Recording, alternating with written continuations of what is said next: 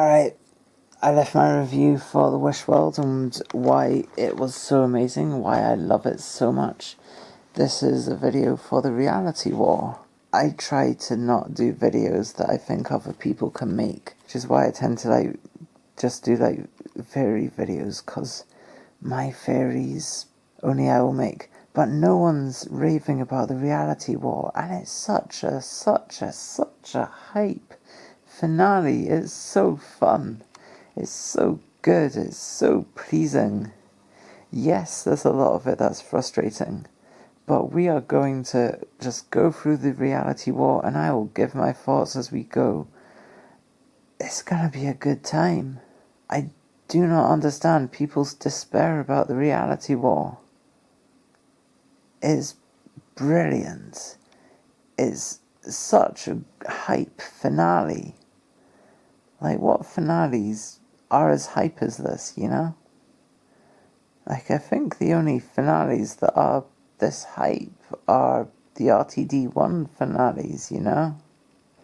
There's other stuff that finales can do. They don't have to be hype. But, yeah, no, this one is. And the RTD does it very well. I love the reality war. No one else seems to love it. I've waited half a year for opinion to turn around on the reality war. Even a small bit. Just I need someone to be yes, this was such a good story, but no one on YouTube is saying that. So here I am, delivering the good news to all you unbelievers. Well, let's do it. I hate episode recaps. It's just such a boring way of doing stuff. But Reality War doesn't waste my time, really. It's super quick about it, and then just jumps into the opening credits.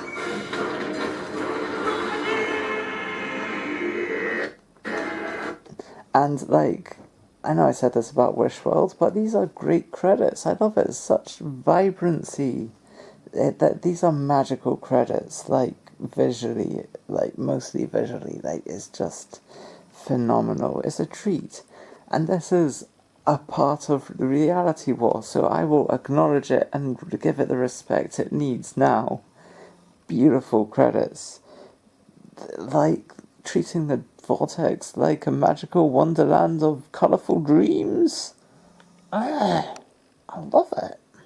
Alright, the fact that we return briefly to this really interesting visual of stuff coming down from above, but also stuff collapsing into reality, the weird holes below, the holes of reality with such fascinating colouring. The colouring is so good. The purple and the red,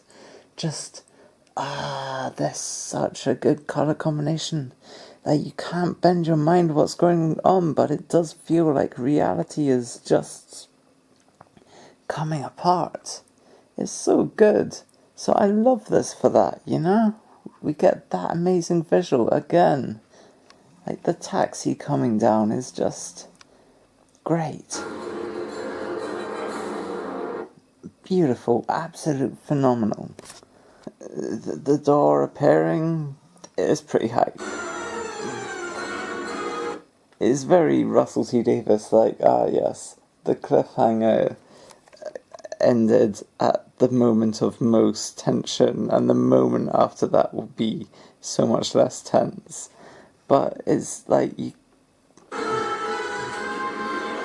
reveal of Anita. Everyone loves Anita. She's back, held to the yeah. This is, regardless of how she is used, it is hype that she is used. Just her saying welcome to the Time Hotel and it's such triumphant music is just, you're suddenly wait, I watched that episode and never expected that to come back, and it has. This feels like the RTD finales of old. Just that feeling is great. You went through Joy to the World, you probably didn't enjoy it because, I don't know, you lack taste. And it's rewarding you. What a twist. God, how low our expectations are now since RTD2 began. Well, since the Empire of Evil just sucked. Like, I think the way that they get pulled in and the center of gravity changes for him is so well done. Like, the way the camera tilts around. That is just... it works. It's pleasing, you know? You got a new center of gravity. It's great. And then the way the Rani is just like a magic door. Magic door? Phenomenal. Just calling it a magic door. And then Mrs. Flood just being like, sue me, I took Christmas off.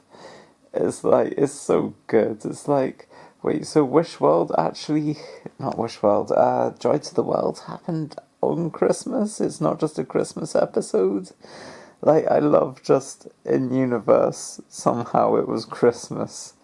I love it. It's so charming. What a brilliant way to... Come on, referring to it as a magic door. It is absolutely ridiculous that it happens, and it is just a magic door. It's so pleasing to hear her say it. Like, it's basically her just being like, the Deus Ex Machina? What the hell? It's just...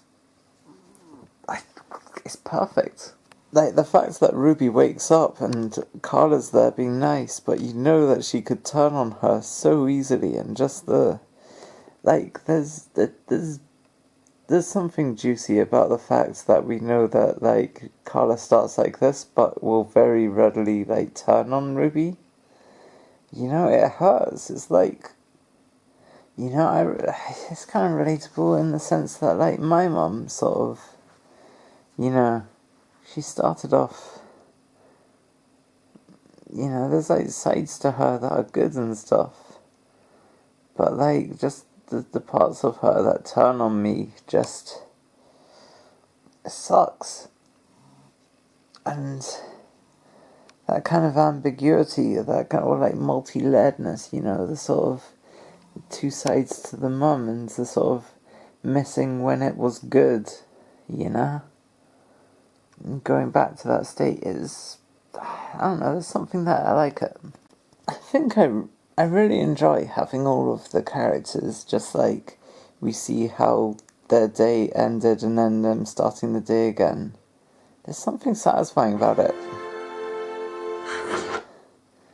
Like Belinda, it's so cool that she disappears, and then just that bring, and she wakes up in her bed. And she's happy again because it's the start of the day, and just there's a kind of horror about just being put through the same day again and again and again and again. And you know how badly this day can go for her and stuff, you know? And just, but also what a false existence this is. Like, there's layers to this that just make it good TV. And her, like, immediately realising that the doctor's not there to snuggle with. I don't know. It's a good moment, is what I'm saying. You know, the doctor got saved by a magic door, but it's left Belinda on her own, and, like, you feel that sort of isolation there. I don't know. I like it. Yeah, I guess screw the idea that, you know, there's a door in every hotel room that, you know, a mystery door, where does it go? Oh, that's the door to the mystery hotel. Was there a door that we never knew what it was for in the sky? Like, it just breaks down the whole central conceit of Joy to the World in a way that... I mean, on the one hand, it's so lazy. On the other hand, this is a great visual and I love it. Okay, now I always thought this was weird. The doctor's like, hey, Anita, it's so good to see you. And then he notices she's like pregnant, and he's like, hey, someone else is pleased to see you too. And it's like, wait, you mean the person who knocked her up? Because, like, she could have been raped.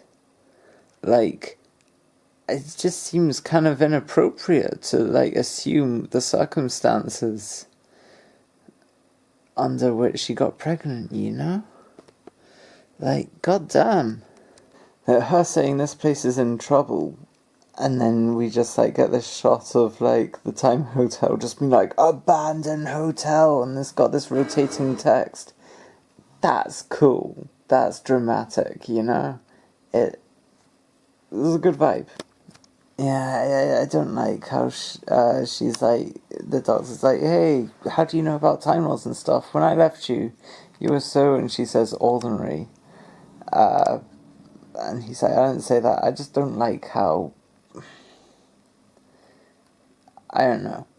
You know, like, before I transitioned, that's kind of like, I sort of see myself, I guess, as Anita sees herself from back then. Like, kind of just like, that's my, like, backstory. That was me in suspension before I got to live, you know. I just wouldn't call myself ordinary. I think that's kind of just a very Doctor Who perspective on it. Like, it's like calling something exposition in Wish World, you know, it's just being a bit too self-aware. Like, surely she'd have a bit more of an emotional connection with whatever she was, and it wouldn't be ordinary. It would be something. So yeah, I don't like that line. I know I say I love reality war, and I do, but like, goddamn, Anita is not a good part of it. Which is tragic. But on the plus side, we got some great stuff with Anita in Joy to the World, so like, I'm not complaining. I've already got my good Anita fix. I don't need more of it. I'd like more, but I'm not gonna get any more. People don't like that she, like, just like, we get a montage of her looking at places, but live chess is one of the coolest scenes in all of Doctor Who. From, again, a much maligned season finale. What's it? It's the episode that should be called The Pyramid at the End of the World, but it's not. It's called The Wedding of River Song. But like, this game of live chess is the coolest scene ever, give or take, you know, like, it's so hype, it's great cyberpunk vibes, it's just, sci-fi, cyberpunk.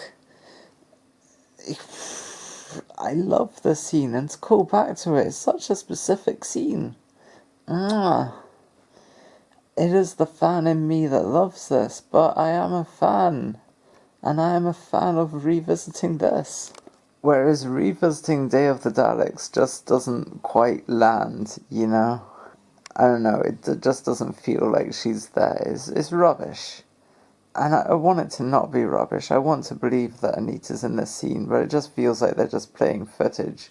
It doesn't feel integrated enough. I don't know, you know what I mean? It's frustrating. Fucking Pertwee. Pertwee gets no love from the actual series, you know?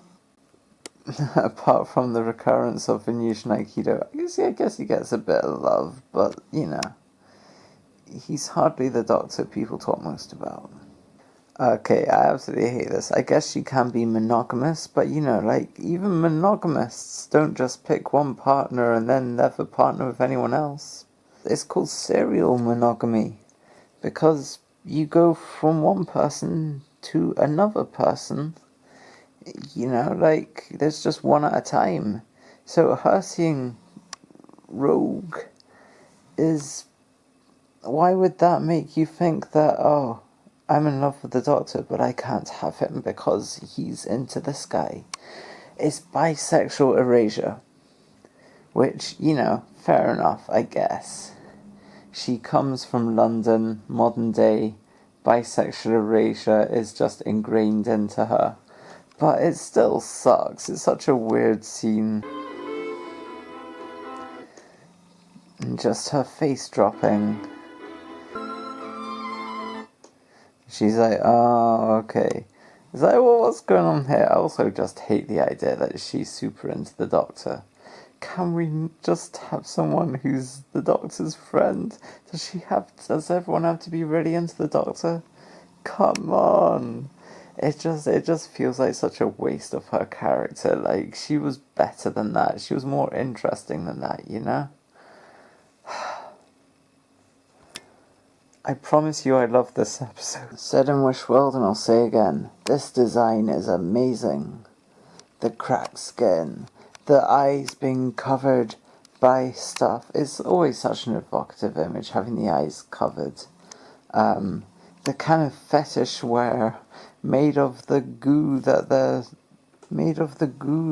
like wielding. I don't know. It's just great design. Again, it means nothing that I can make sense of, which is such a great shame, but it doesn't take away from the fact that, if nothing else, it looks amazing. Oh my god, Mrs. Flood being like, our Lord and Master, Omega. And it's like, why is he your Lord and Master? I thought you just want his jizz. and then she's like, no one's Lord and Master of me, and it's like, is Mrs. Flood just a really eager sub? I'm not doing fairies, I'm sorry, this is a review. This is not a fairy video, I'm sorry. That's a good moment when he's like, I have a daughter, and Anita's like, but she isn't real, and he just spins round on her and is like, how dare you? Like, I enjoy the Doctor and Belinda being parents beyond their consent. You know, they've been just forced into this world, and that this is just their reality, and I don't know. It's interesting, you know? Because they deliver it with such conviction. Like, he is really emotionally offended by the idea that Poppy doesn't exist, even though he knows she shouldn't exist. I love that he name drops just, yeah, I've been in the caves of Satan himself, and it's like, yeah, okay, you're admitting that it was Satan, whereas in the actual episode of Satan, you're just like, we beat it, that's all that matters, who knows what it was. I like that, he's just like, yeah, you know what, I beat Satan. It's just fun, you know, it's fan service, but I like it. They are hyping that up too much, though, when he finishes that off by being like, oh yeah, but this tiny, whatever's going on in this tiny little bedroom in the middle of suburbia is bigger than any of that. And it's like, what, them killing Satan? Nah, you're wrong. You're just wrong, mate. You know, it's clearly RTD just trying to hype this up, you know, and talk about how the stakes of this are absolutely marvellous, you know. Just trying to hype up how dramatic this is. You don't need to make this the most dramatic thing ever, you know. You beat Satan. I think that's more significant than whether Omega sticks about or not, you know. I really enjoyed Belinda just being like, wait, is someone there? And the Doctor's like, it's me. And she's just like trying to process this because she knows that's impossible because he wasn't there in the morning. And she's so confused, and she conveys that so well. She's just her bewilderment, but like, clearly he's there. Just like, and her lack of questioning it, but also just, I don't know. There's a nice tapestry to that, you know? I don't know what I thought. Coming down. I'll make us some tea. And just her reverting, he's like, and coming down, and she's like, I'll make us tea like a good housewife. Like a good wife. And it's just like, yeah, I like it. It's still, like, she's still in the Wish world, you know? And I enjoy Wish world. I think it's a cool idea, you know? Just being wished into this idyllic, conservative world, so to speak. So, like, the music starts, and you're like, okay. And then when the Doctor just starts coming down the stairs, and you're like, yeah, hell yes, for some reason. And then he, like, presents himself in a skirt, which makes no sense from the clothes he's wearing initially. But you know what? The sense of it falls away in terms of it mattering, because the power of him just be turning up in a fucking skirt. That's such a great image. That's such a powerful image, you know? It's like the first image we really got of Shooty in his like first full episode of his own, when he was in that club spinning around in the kilt. Look, you can tell me a kilt isn't a skirt all you want. They are basically the same fucking thing. Like, yeah, kilts are for guys. Sure. I've no issue with guys wearing skirts, you know? And if they need to call it a kilt, then fair enough. But, like, skirt's a skirt, you know? This cut to just the Doctor in a skirt is so good. It makes no sense, but who cares, because it's a skirt. They look so good. I just turning my brain off and loving it, and I love it. It's queer. I love it. You know, you've got your wife and kids here, and you just turn up and are like, babe, I am queer. And like, you know, so often that's just thought of as such a sort of tragic moment, but like, here it's shown so triumphantly. And that's so beautiful.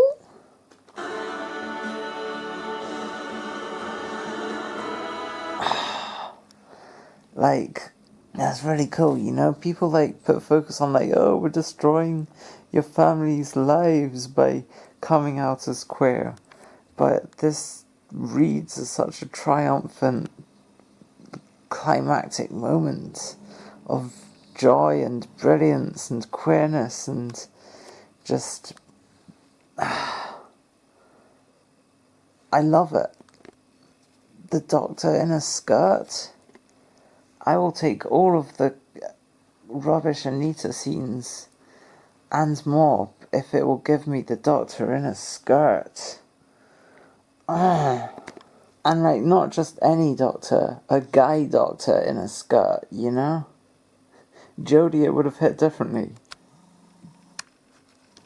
And there's a level of like trans solidarity in the idea that just like I know you've got like drag as a thing that is very much in like gay culture and whatnot, but like, although that it can be very trans as well, but like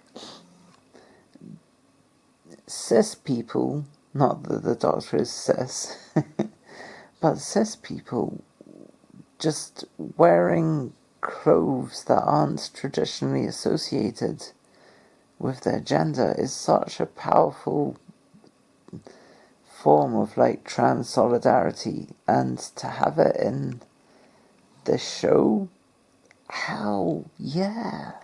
Like, sure, she has a baby foisted upon her without her consent, but when she goes into the Time Hotel, she is genuinely happy that they have a baby in a way that, like, I guess it's just a side of her that never got explored. I don't know. Oh god, I'm doing theorizing again.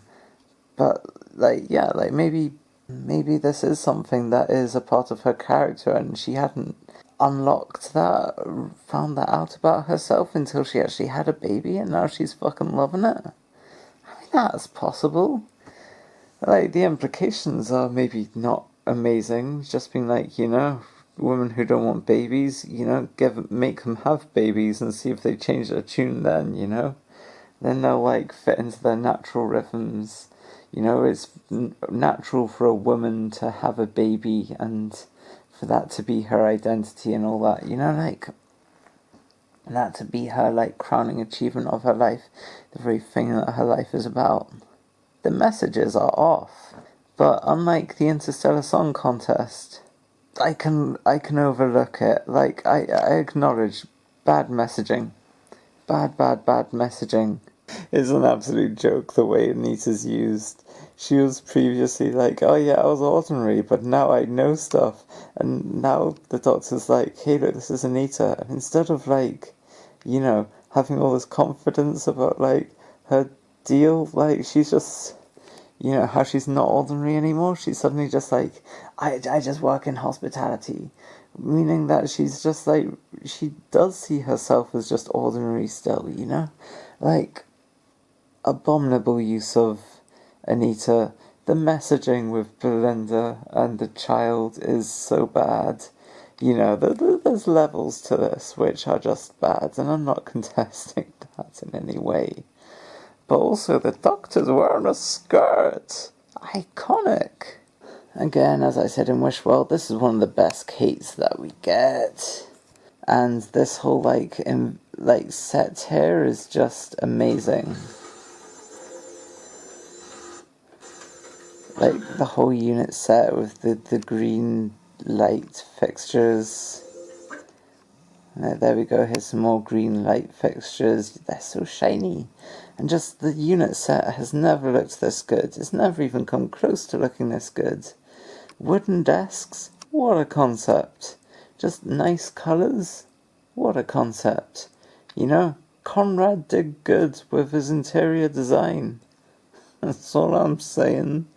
Just, yeah, the unit set looks so good here, and it sucks to it sucks to be brought back away from this set and be given.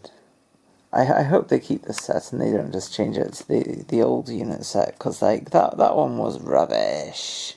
I love the triumphant music as Kate looks so scandalised that her employee, a man, is wearing a skirt. It's so good. It's such a screw you thing, in a way that's transpositive, in a way that's saying that the horse is called Susan and he wants you to respect his life choices. Never will be.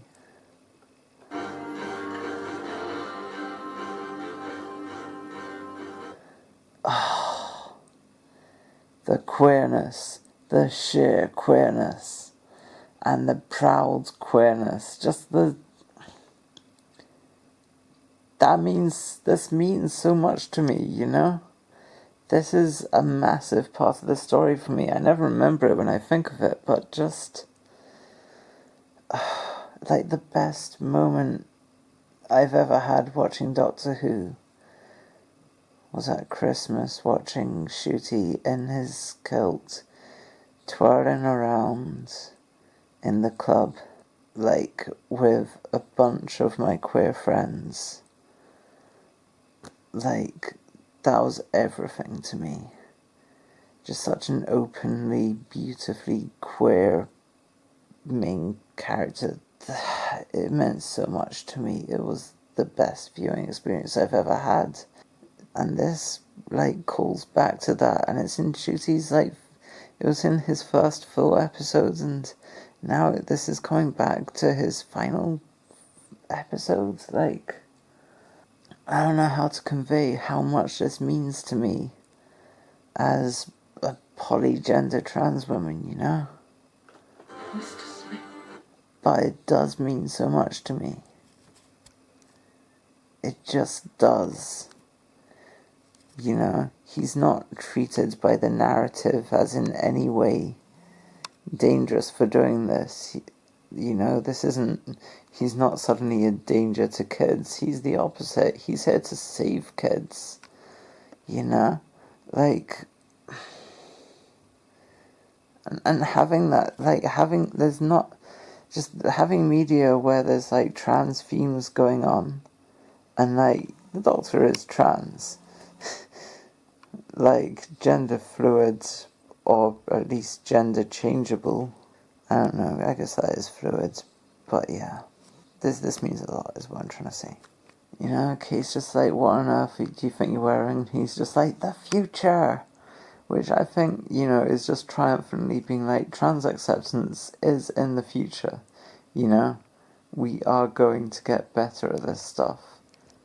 Such optimism for that, and I feel it and I love it because I don't know, it comes from a queer mouth. It's so triumphant and unashamedly queer in a way that RTD being scared to have Tennant be in Jodie's clothing was that's the opposite of that, that's fear of trans stuff. I know he was seeing it from a drag angle, but goddamn, this is so much healing in the shadow of that, Alright, so I love Kate's disgust here when she comes to her senses and she's just I'm wearing tweed. Like, I love the disdain for tweed. It's so fucking random. I'm wearing nylon. And like, Susan Triad is just like, I'm wearing nylon.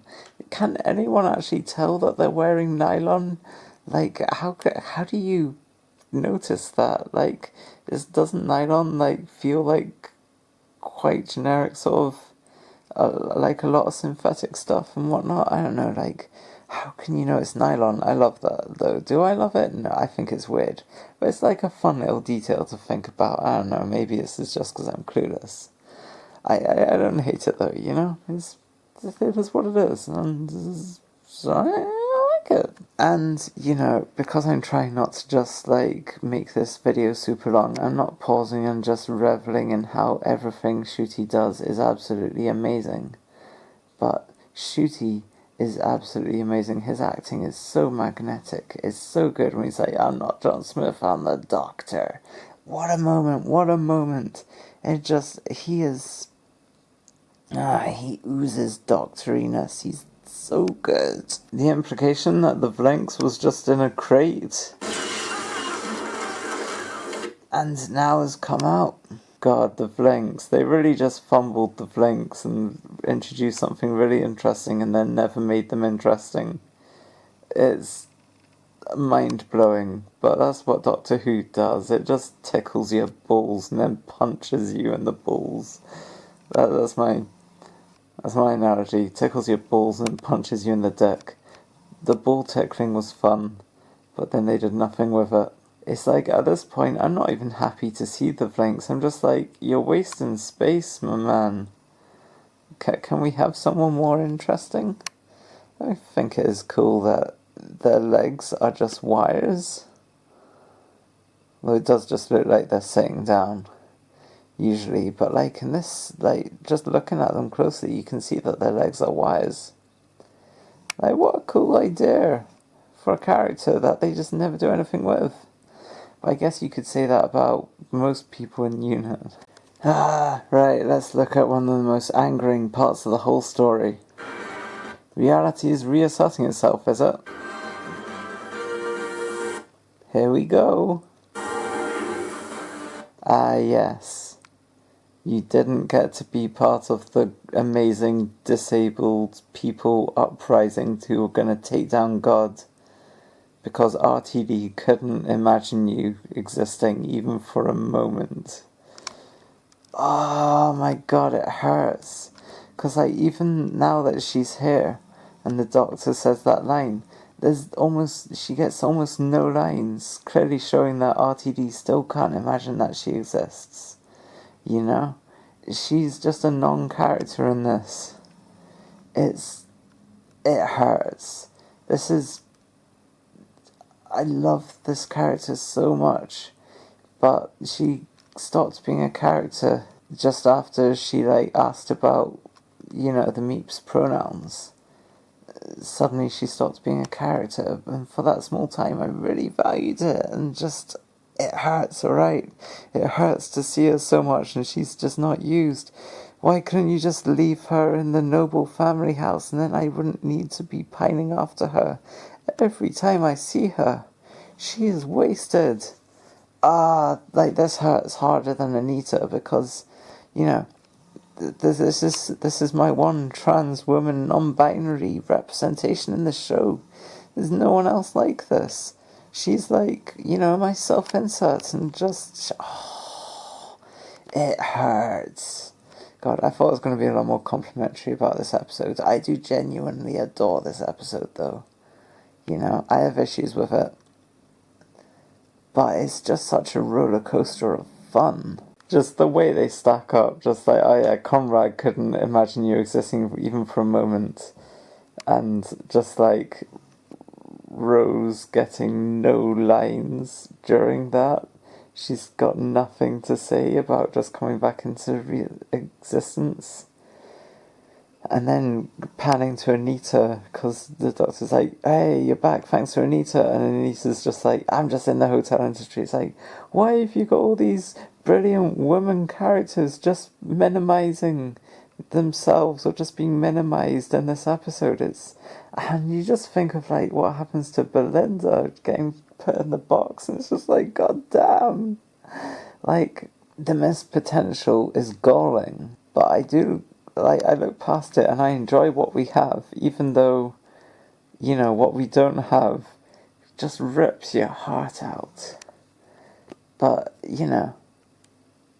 just because they're dangling shiny things in front of me and then never letting me grab them, doesn't mean I can't enjoy the shiny things that I do get to grab. So that's good. Reality has reasserted itself, but we still get this amazing unit set with like actual interior design, Kind of 70s aesthetic. It's beautiful. You got wood, you've got your green, shiny lights, you've got your kind of interesting shaped this thing, it's like, it's not just 90-degree angles, and just the whole colour palette is it's so much better than, and you've got typewriters and stuff, the aesthetics are just mwah. The description of the bone beasts being basically like reapers, but a bit more like hoovers. Like, what if you combined a vacuum cleaner and a reaper? What would you get? You get the bone beasts for some reason. The explanation of what they are is just naff. Come on, can't they be something cooler than just random antibodies that we've never seen before and never will see again? Hoovering up whatever the fuck he says that they're hoovering up, this is a mess. This is a mess. Look, it's good music, but like, they're playing the music that plays when Bill is a Cyberman and she's been blown up and the doctor's been blown up and she's crying by the doctor's dead body, and is such a devastating scene, and they're playing that music here just for like Belinda and Poppy to appear. I'm sorry. I care too much about Bill and how much that music means to me to feel comfortable with it being just slapped onto this scene. I promise you I love this story. But also hearing that music again, like, although I hate the context it's been used in, it's such beautiful music. And to be reminded of that moment, it just caresses my heart. I love it. Like, yeah, what this finale doesn't have is much strong emotion, And this reminds me of a finale with incredible, powerful emotion. And that's kind of the peak of the episode is there. And it's just like, it reminds me of that, and my heart melts. Like, Series 10 is like the best series we've ever had, alongside the Flux. I really like Ibrahim. Like, he's a fun presence. He's like by far the most entertaining person in the unit family. Like, and when the doctor's just like, this is our baby, he just does a look that I love it. Is our daughter Poppy? He's just like, oh, really? And yeah, there's just something about him that is, I just love to have him on the screen, he's great. Really sucks that they killed him off. So yeah, the whole setup that Wishworld did with the disabled people taking down God, it doesn't happen, and that sucks. And if we focus on all the stuff that this episode doesn't do, then we'll never love this episode, because sure, it doesn't do so many things that we want it to do, but the things it does do are still great. Also, this idea that you can just like activate someone's battle royale, like bomb in their neck to sort of like whatever is going on in there. Like, they've got a tracker in their neck that can somehow wake them up to like wake them out of this wish world. This terrible mumbo jumbo techno babble, is rubbish. It's such a contrived thing to do. There is, like, I do appreciate that they keep showing Unit to be really sinister, you know? Like, from the Star Beast, when they were packing away the journalist and looking super fashy, to having bombs in people's necks. Look, I know they're not meant to be bombs, but like, if they told me they could blow them up using this, I wouldn't question it for a moment. Yeah, it's the I appreciate that they do it, but also, like, this is so contrived. It's such a rubbish thing just to get the band back together. Why do we even need Mel? Why do we need Shirley? Like, none of these people actually add to the plot. How is this helping in any way? Okay, Ruby gets activated, so she actually has a function in the plot. Yay, we get Ruby. You know, it sucks so much that Belinda is sidelined as a character after her first episode. Yeah, I said it. It's only the first episode where she's really the Belinda that I love. You know, she was set up to be one of the greatest companions we've ever had, and then, anyway, yeah, it sucks that we don't have Belinda being the amazing Belinda we all know that she can be. But this series has really helped me warm to Ruby, you know? I enjoy Ruby so much more thanks to her appearances in this series, and that's worth something, you know? That's worth a lot. She got to just come back and become a good companion. I love it, you know? Bring it on. So yeah, we lost Belinda, but we gained Ruby. It sucks, but it also rocks. That's the truth of this episode. So many choices suck, but what we're left with rocks. She's literally just abandoning her disabled friends. Just like, sorry, I'm gonna hang with my non-disabled people because they actually can bring down God. Unlike you disabled person. What do you think? You think you could be a spy? Being a spy is rubbish. You know, she calls Ruby, like, ableist in the previous episodes for saying that they're rubbish spies, but, like, she's literally doing the same thing. Which I guess is RTD calling himself ableist then? We do love seeing the wheelchair get guns and stuff. And, like, on the one hand, it sucks that they don't show this happening, but it's cool that they do the fire on the ground anyway. I feel like that's quite an autistic sort of jumping about sort of movement here from this person, and I quite like it. It's got a STEMmy vibe. But yeah, we don't get to see the wheelchair do this. I mean, why not? But just because we're not shown it doesn't mean that it's not cool. It just could have been a lot cooler. And that's okay. I appreciate that they did it, even if it sucks that they didn't do it properly. Okay, like, Cherry getting a little bit more, like, dialogue? Hell yeah. Is she in her pajamas or what? Anyway, like, and just Ruby's energy here is infectious. It's great. Iconic. I love it. Just, she has great energy, you know. Yeah, it sucks that we don't get good Belinda stuff, but we're getting good Ruby stuff and really warming to her character. Yeah. Okay, I missed the little bit where she, like, peeps around again, just, like, does the final look. It's a great moment. I do best. Bye. I love it. Just a spin around, be like, woo, love you, bye. I love Ruby now. This is meaningful. Like, when the Rani's just like, oh, you're ridiculously handsome, I could do things to your dimples or whatever. Like, what makes this work is Conrad's expression. He's got this guarded, just trusting, blissed out vibe. I'm not sure. I think the way Conrad is acted really just it makes him really compelling to watch. Like, I don't get it entirely, but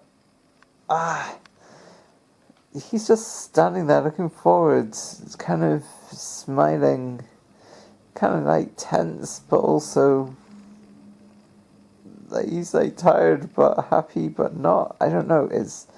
I don't know how to describe it, and I think that speaks to how good it is and just how interesting it is to watch. No, they've reverted back to the original, the real world unit set.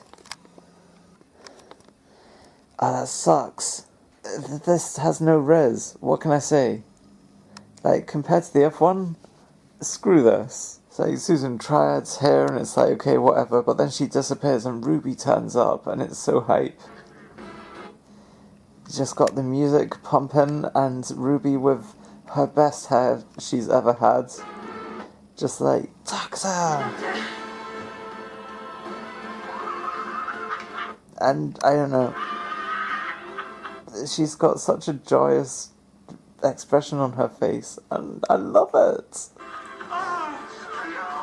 I am infected by her joy. Personally, I'm not a fan of the fact that Shirley's like, nah, don't hug me, and the Doctor hugs her before even getting her reason for not wanting to be hugged. Like, that sucks. I hate it when Doctor Who just gets the Doctor or hugging people or being hugged non-consensually. What the hell? It just hurts. She's right there. She could say something. She could be a character. But she's not. She's just there, like a sort of ghost. Doing an actual daughter, that's amazing. It's so frustrating. And then Mel turns up and is like, I have been a housewife. And it's like, what are you talking about? I thought you were single. It's like terrible continuity, but it's such a lack of interest in Mel in general. And you know what? I'm with you. Like, I'm not interested in Mel. You know when Mel's good? In her original run, in Paradise Towers. I love Mel. She's great. She's lovely. Like, yeah. Modern Mel? Nah. So while we are being subjected to the presence of this person who everyone's always insisting is like a national treasure, but just I'm not feeling it. It's like she's just dragging down the episode with every moment she's about. But then we get to see Ruby's amazing hair and lovely smile, and it's just like, you know what? That's all I needed. I can overlook Mel to get this great hair and an infectious smile. Oh my god, Unit's fashy outfits. I thought they ditched them, but no, look, they've got them again. I thought they only had them in the Star Beast. I love it, I love it, I love it so much. Like, Unit should look like fascists. It's just my opinion. They're doing so much problematic shit. You want to lean into just how fashy they are, right? Yes. This is when you start, like, asking, like, is she being given bad lines, or is she just delivering the lines badly? When she's like, no, it's the Rani. I fought the Rani all those years ago, and it just falls so flat. 'Cause, like, Mel, how do you have an understanding of who the Rani is, you know? Like, the Rani's science was really like her first appearance in Mark of the Rani. You were there for her second appearance in Time and the Rani, and in the EastEnders episode as well. Like, you don't know that she's this amoral scientist. That only was a thing in her first appearance. Let us be honest with ourselves. Yeah, so this is just such a drag down of the episode. I'm sorry. Mel sucks. Mel has never been good since she's returned. She's rubbish. Right, look, let's go through these characters. She is a pleasure to have on the screen, and she's really deepened and enriched by being about in this season. She just drags every scene down. You're just wishing she was someone else. She was a good character once upon a time, but now every time she's in a scene it's just angering because they never do anything with her, and it's just like, just don't have her there. Just don't. So like, in a weird way, she does also just bring down every scene she's in because she's given nothing. So these two just detract from the scene. She adds to scenes. He adds to scenes. I love him. Anytime he's given anything to do is great. I know he's given very little, but he makes so much of what he's given. I think that the Doctor is saying, oh yeah, the fact that, Ruby met Poppy, but now we've got a different version of Poppy, that just makes it more amazing, because now we've got a new child of our own and stuff. I think the problem is he doesn't sell it. He doesn't seem excited that Poppy exists as a child. Like, he seems like a pretty reluctant father, really. Like, he's not that chuffed that he has Poppy as a kid. It feels, you know how like 13 is like, nah, no guns are terrible, but you don't believe her when she says that? This vibes for Shooty right now. You do not get the sense that he is, like, at the end of the episodes when he basically kills himself to save Poppy. Out of awkwardness, it's like he kind of talked himself into it in front of people. He can't just, like, go back on his words, whatever. Alright, while I'm here, can we just acknowledge that Kate is not that great of a character? She is relentlessly adequate. She's fun in Lucky Day when they actually give her an edge, and she's genuinely brilliant in Survivors of the Flux, and no one acknowledges that. But like, generally, like, she's been in so many episodes, and she's at best fine. She needs to be replaced. Remember how like the Brig in the classic era got replaced by Bombera, and Bombera like outclassed the Brig immediately. She was just the best Brig we've ever had, and like, bring back Bombera. I assume she's dead by now. Kate sucks, alright? Like, she doesn't actively suck, but she just, come on, let's just have a different character. We've tried too hard with her. She introduces herself in Power of Three, being like, oh yeah, I care about science. And then, like, do we ever get that from her? No, we fucking don't. So, yeah. Like, does she actually make this episode better in any way? No. She could be replaced by some other character, and they'd have a better shot of making it entertaining, She was okay in Wish World. That was one of her better turns, She got something different to do, But, I don't know, she was just fine, There are all you people saying nonsense about, like, oh, they ruined Omega. Where were you when they brought the Ice Warriors back?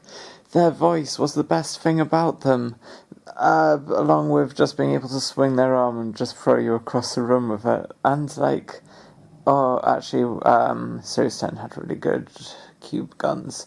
But my point being, they wrecked the Ice Warriors. And where were you then? They wrecked the Silurians, sort of, I guess, whatever. Okay, whatever, I'm gone. Alright, this next thing is something that's great about Doctor Who in general, but, like, they do it here, so I'm going to praise it for that. You know how, like, you watch your Star Trek or your Star Wars or whatever, and they'll always do, I presume, I can't remember, but, like, they'll always do the teleportation, and it will always look the same, Like, Doctor Who strives to make, every time they have a teleport happen, like, or at least every story that does teleportation, it makes it look different. It's amazing. They're just the most unlazy show ever for this special effect that presumably costs money and time and effort to just design in so many different ways. And, like, sure, this isn't the best teleporting effect we've ever had, but by God, it's so cool. So she starts kind of invisible, half invisible, like, and then watch how she comes in. You really are an idiot. Like, it, like, sort of comes through her middle.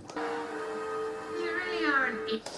You see, like, it's interesting. Just, like, bits of her come in and there's still, like, holes in her when she's, like, standing there.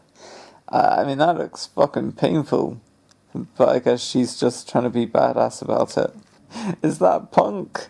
Anyway, teleportation, amazing. And, like, I really do appreciate how different this teleportation is. A lot of teleportation in Doctor Who. Like, I mean, it's good, it's different, but it's also, like, forgettable. I mean, I guess this one's forgettable too, but it's unique. I don't think I've ever seen teleportation work like this. It's so cool. Alright, the thing the Doctor does here sucks. It's just so unnatural. It's, you know, on the level of Mel just being like, I fought her all those years ago. A mile away. The Rani. It just... It doesn't feel natural, you know? I don't like it. Obviously, Mel saying we meet again sucks. We meet again. Like, come on, Mel. Why don't you just say, like, oh my God, you look so different. Loving your jacket. I don't know. Say something other than just the most generic shit, you know? No, I don't generally bring up... I'm not trying to bring up my theories here, but, like, this bit's so gay that I love it, you know? Like, I'm not wild about the Rani just being like, oh, I can't believe you're alive. I thought there's no way that painted doll of a princess survived. And then the Mel's just like, I never spared a thought. Right, let's see what she says. Princess could ever survive. I never thought about you once. Yeah, Mel's like, I never thought about you once. And the Rani's like, nah, you're a fucking leather. Oh, you thought of me every night. Yeah, you thought of me every night. It's like the gay tension between them. It's like, just fuck. So, I love that. That redeems this conversation for me. It's like so many awkward lines and stuff, but like, the gay subtext? Hell yeah. How do I feel about the fact that they introduced the idea that there was a genetic explosion? And, like, what is that? Was that the moment? Was that the death particle? That wasn't an infertility bomb. It is batshit that they just find another thing to have destroyed Gallifrey or something. Oh my God. Fascinating. It's terrible writing, right? But yeah, my point being, just introducing the idea that there was a genetic explosion at an undefined time. Was it before the Time War? Before the Time War? Was it after the Time War? Was it, like, it's a mess of an idea. But actually it doesn't bother me that much, you know? It's like, sure, Time Lords are infertile. Why not? Sure, whatever. Alright, so Mrs. Flood teleports in and says very little, and what she says isn't particularly good, which is sad because she can be such fun. And then the episode does something unforgivable. I was brilliant. She just gets teleported away.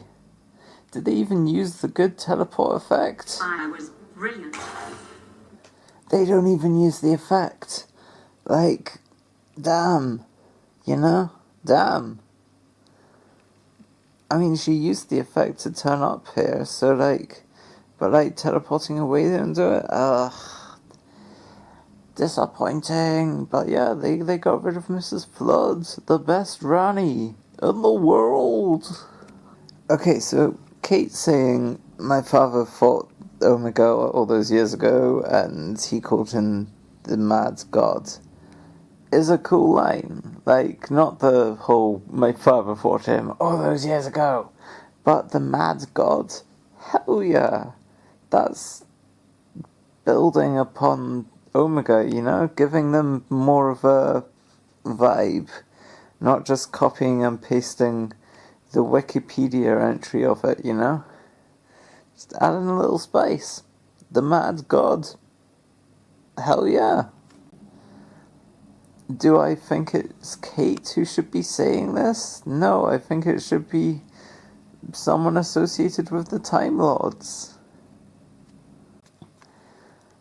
Like, and yeah, Kate calls him a Titan, and the Doctor's just like, some call him the original sin of the Time Lords, and I love it, you know? Like, Omega's not the most interesting character. At least I'm very happy for them to just like play around with Omega and come up with different spins on Omega, you know? We don't need the same thing every single time. Yeah, no, the Mad Gods, the original sin of the Time Lords, these are evocative. You know, I don't know how substantive they are, but there's definitely a sort of, I don't know, these words rizz me up, I like them. And now they're like, oh, he got cast out from Gallifrey, he was like banished. And it's like, wait, this is a complete change of what we were led to believe about Omega. And like, presumably the Doctors just found out more about Omega and found out that the Time Lords just lied about their association with Omega. You know, I like this. I guess it feels intentional, even though maybe it's not, who knows, but like, it feels like a building on Omega's story, being like, yeah, what we heard before about the Time Lords not knowing that Omega was trapped, that's the propaganda speaking. That was when the Doctor was like fed propaganda, whereas now he knows more. He's got a much better sense of what the actual deal is with Omega, you know? It's a cool unfurling of the layers of Omega, you know? It does feel in keeping with the old stuff. Like, people say you watch the old stuff and you're like, oh yeah, I learned nothing about Omega from watching his, you know, like this, I don't understand anything about this new Omega that we get in the reality war. Like, that is not enriching to watch the old stuff, but I think like watching the old stuff, it does enrich it if you like trust in the story. I like it. I think it's a development. It's like characterization of. I like it. Okay, so it's a great bit when the Doctor's like, I keep telling you, it's so special that Poppy's the child of a Time Lord because there's no such thing. The child of a Time Lord. And? There's no such thing. Like, it hits hard, that moment. It's like, wait, what? It's like a lore drop, just like the Timeless Child or something, you know? Just like, bam! We can't have children. It's like, what? I think the moment hits hard. Okay, and then the Rani's like, we're sterile, and then the Doctor's like, we are infertile, and I think if the Doctor hadn't said we are infertile, it would have been fine, but just, there's an awkwardness to it. It's like when he like was like, the Rani, you know, just, I'll show you. There's no such thing. We're sterile. We are infertile. It's just a bad line read, or maybe it's bad writing, I don't know. Probably a bit of both.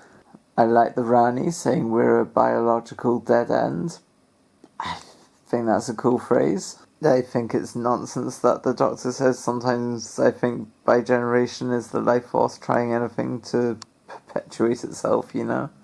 It doesn't really make sense. It doesn't pass the sniff test, really. Like, really, that's what you think, Doctor? But also, like, I don't hate it. You know, it's throwing an idea out there. If he was, like, declaring that as what it is, then I'd have more of an issue with it. But because he's just speculating, it's like, sure, okay. I do love how the doctor's just like, oh yeah, Poppy's a beautiful accident, you know? Like, she may be an accident, but, like, that's how life works, you know? It's good shit. Like, I don't know. It just reminds me of in The Simpsons when Grandpa Simpson tells Homer, you were an accident. And Homer just, like, makes him walk home, whereas Doctor Who's take on, you know, a child being an accident is more like, you're an accident. That's pretty cool. I like it. It's sweet. It's a nice little inversion. I think the whole thing about, like, hey, why don't you just use Poppy as the DNA thing? And the Rani just being like, nah, because of the mother, you're contaminated. I think that plays well. I like it. I like how she delivers it and stuff. It works. But what doesn't work is there's not enough reaction in the room of, you know, you get a bit of people being like, oh, but the way the Rani's just like, oh, I think I've lost the room. And it's like, I don't know, is, you know, in the Star Beast when the doctor's like, oh, you're a fashion victim, and people were like, oh, you know, that's a bit too far. But they say that, yeah, it just happens too quick, you know? Like, people's reactions in that are too quick, so it doesn't really work. That people are like, oh, that's going a bit far saying that. Like, with this, instead of it just being a bad timing thing, it's just the reaction to what she says isn't clear enough, and it sucks. Like, because it makes the moment fall a bit flat, and it's like, argh. Because I like that she's just, you know, some sort of genetic purist, and everyone's like, what the hell, you suck. We worked out how shitty that was ages ago. But, it's frustrating. I like how the Rani's just like, you guys are cattle to me, you're nothing, you know? Like, just proudly just being like, yeah, Time Lords are the fucking best, humans are rubbish. I like it, because Missy has that perspective too, you know? Like, I think what makes this really work, her saying, you know, he walks round like he's one of you. You're like insects to him. But you're like insects to him. And what makes this work isn't this moment so much as later on when she's alone with the doctor and she's just like, alright, everyone's gone now. You don't need to pretend to care about humans and stuff. You can just appreciate stuff like a Time Lord. And the doctor's like, oh yeah, alright, let's see Omega. And it's such an interesting moment for the doctor, as if like the doctor's always sort of had got a facade of caring more about humans and having more humanity than they actually do. They don't have humanity, they have Time Lordity. I think Ncuti's worst acting tends to come from when he's shouting and trying to be angry or whatever. Like, whatever he's trying to do here doesn't work. Then which ends? Like, I don't like it. I really don't like it. Because he shouts stuff, but it's in quite a flat way. I don't know. It just... yeah.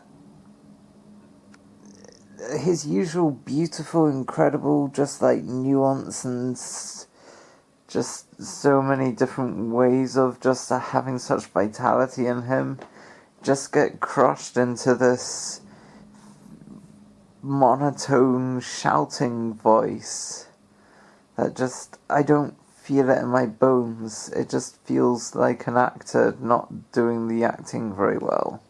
Oh my god, the Rani's saying, she's made of hopes and dreams and wishes, and the doctor's like, that's every child. It's such a corny line. Is it good? I don't know, but it's something.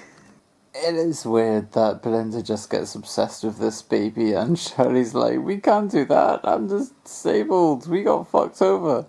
And Rose Noble says nothing despite, you know, not existing if Belinda gets her way. Yeah, it's weird that Belinda just pivots like this. Okay, with the music pumping, it kind of works, you know? The Rani just being like, come with me or stay with these fuckers. And, like, the music starts pumping and it's like the Rani music, it's like, yeah, alright, this is a good moment. And the Doctor just, like, whips out his Sonic, but she whips out her Sonic, and, like, I don't know, it's dramatic, the vibes are good, right? It feels dramatic and significant. I will stop you. Saying the battle is on, Doctor, that's cool. Along with the music. Battle is on, Doctor. Alright, so the effect in reverse, I think maybe it just doesn't look good, like the teleporting effect. Maybe it doesn't look good in reverse, because you don't see all the blotchiness of it. At least it doesn't draw the eye. Like, look at this, it just looks like a fade, but it's not. You know, it does get bits of her before it gets the rest of her, you know? Like, but it's done too quick. That first appearance of her teleporting into the room was cool, though. But yeah, it's a shame it sort of just doesn't visually convey after that. You know what? This actually does look quite good. I'm beginning to see what people like about this. Huh. What do you know? Never thought I'd warm to the Bone Palace. And then right after the nice shot of the Bone Palace, there's this cool effect where it's just like radiating blue energy. That looks gorgeous. I love it. Mrs. Flawed looks very cool. Big shadowy eyes, I like it. Alright, the Rani calling the unit tower a tinderbox of weapons, I just think is a rubbish turn of phrase. Maybe that's because I barely know what a tinderbox is, but I do not like it. Weak line. Okay, so like this is both good and bad. You've got the Rani being like, yeah, so if we irritate the atoms or whatever of the unit tower, then the bone beasts will see it as an enemy. And on the one hand, it's cool, I understand this explanation. Because the bone beasts are like, hoovering up the antibodies, you know, they're not really aggressive. They're just like, ooh, is it antibodies? Whatever. They're sort of like just grazing on the messed up stuff that, all the particles that are messed up or something, whatever. And like, so like, if you mess with the unit tower particles, it messes it up. But then she's like, and they will see it as an enemy, and it's like, I don't think the bone beasts are very like, oh, these things are enemies. You know what, maybe the unit tower is just shooting at the bone beasts when the bone beasts aren't really being enemies at all, and they're not actually going to attack them. I don't know. Maybe they're just there to lick stuff up. But it's nice to have a concrete explanation that chimes with what I know about the bone beasts, and say, okay, this makes sense, cool. But then them seeing them as a enemy, it just, that's not what's going on here, right? They're just going to come over and eat the unit tower, not because they're an enemy, but because the atoms are all excited, and that's what the bone beasts are drawn to. These shots of the bone beasts after, like, Shooty underwhelmingly says, we are at war. Like, this is a great shot, you know? This shot is beautiful. Like, this whole establishing thing with the bone beasts, phenomenal. Love it. Beautiful. How can you not love the pirate ship thing? I genuinely thought Unit Tower was going to become a giant mech, a big robot, and we were going to go Pacific Rim on this. Like, so it is disappointing that that's not what it is. It's just a thing to turn the tower about. But, and like, it could be a cooler looking steering wheel, but it is still fundamentally, basically pirate ship imagery, and that is fun. How can you not love it? Susan Triad's like, blah blah blah, I owe the Doctor my life, no one cares, she's a nothing character, whatever, she's not around for long. Let's just comment on the design of the Zero Room. It's okay. I feel like the Doctor's saying, oh yeah, if we lose against the Rani, then you'll just be stuck in there forever, and it'll be an infinity of time. You'll just be there, never aging, never changing. And like, I feel like that should feel dramatic and stuff, but it just doesn't hit me. It just doesn't feel real, you know? So, Bone Beast uses Soundwave attack.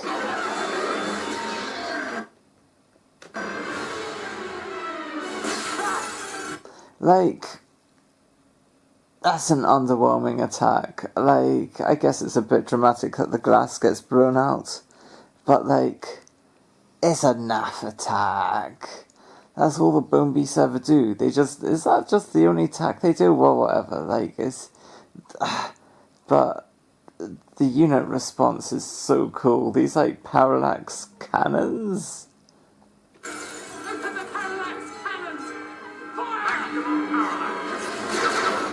I mean, just, yeah, the surprise with which they just, like, whip out and then they're just, like, zap, zap. And they do that really cool thing where, you know, the gun shoots and it has some, like, recoil and then it shoots again or whatever. Like, I love a big, massive gun shooting and, like, having recoil built into its mechanism. Like, I don't know if there's much to say about all this. It's a cool sequence.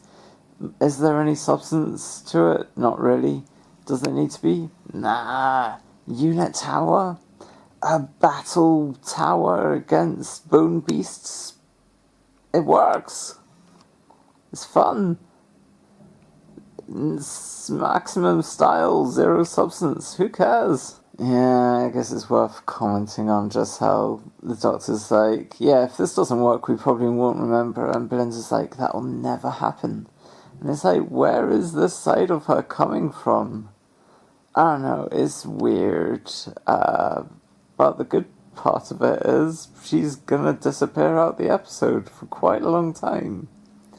And I know people say that's a bad thing, but like, Belinda's character is just diminishing into nothing, you know? Like, do we really want this non-character in the episode anymore? Or do we want to have fun smashing our toys of the Doctor and the Rani and Umago together? I know what I want. Hey, we get a bit more of Ibrahim here.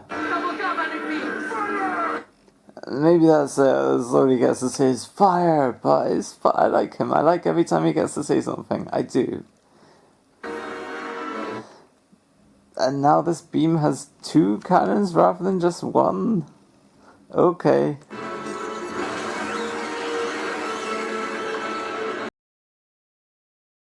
That's pretty cool. Magnificent shot, just sweeping around. There's nothing to say, but just wow, I am entertained. Wish I liked popcorn, cause nom nom nom nom nom nom nom. You know what? I'm not like in love with it, but like the callback of Project Indigo, as a teleporting thing, that's neat. That's all it is, but you know, that's cool. Right, I really like the idea that like you'll be fine unless you press the yellow button, and then Ruby presses the yellow button. And what I don't like is that we don't get told why she shouldn't press it, because that could be really interesting, you know, and maybe she just got really lucky. And then the Doctor strikes in and says, press the blue button. And I don't think this works, because I don't understand why the Doctor knows how this thing operates on the level of what colour button to press, you know? I just don't. I don't think the Doctor's encountered Project Indigo enough, you know? God, her hair's amazing. And it's at this point that we realise that the parallax cannons, the new cannons introduced in this episode, they're the cool ones. They have a cool explosion thing. The galvanic beams, they're a bit naff. They feel too weak, you know? They just, like, shot a hole through the Doctor last time we saw them. Like, it's not that impressive. Like, yeah. It's a baffling choice to have Anita. No matter what someone says, she'll always just be like, I'm just in hotel stuff, you know? I'm just the doorstop. She doesn't even claim to be the doorstop. She's not like, I've got a job, I gotta do it. She's just like, I'm just the hotelier, really. Don't include me in this plot. Like, it's a bizarre choice to have her do this. You know, she really doesn't feel like the Anita from Joy to the World. I think the fact that it turns out that the Doctor who seemingly lost the Sonic battle was actually, you know, succeeded in doing what he tried to do, which is copy the coding of her Sonic, which somehow controls her flying bike scooter thing. That works for me. I like it. It feels satisfying. Unit tower spinning is really cool. Like, the dust coming off, like, when it does it, that really gives it a sense of weight, you know? The slowness of the spin is pleasing. But not only that, Anita struggling to keep the door open. It's a great touch. I like it. Okay, I think what makes the galvanic beams work is that it does actually, like, throw the bone beast back a bit. Like, it does make an impact. You know, it really, like, knocks him back. So I think that makes it work. It is fundamentally less cool than the big parallax blue cannons, but, you know, whatever. It's a beautiful set piece. Okay. So, I think it's terrible the way that the Doctor's like, if we die here today, I love you lot. And everyone's like, piss off. But I think what sucks about it is that they seem to be trying to basically establish that this Doctor does say I love you a bunch and is more open about his feelings. And it feels kind of like it's trying to force this in because of the Jodie scene where he's like, where she's like, I never usually say I love you. And he's like, yeah, that's why you got me. But, like, you know, in the Empire of Evil, like, Empire of Death? Like, the Doctor doesn't say I love you to Ruby when she says she loves him. Just in general, like, this Doctor does not tend to say that he loves people or is particularly open about his feelings and stuff, you know?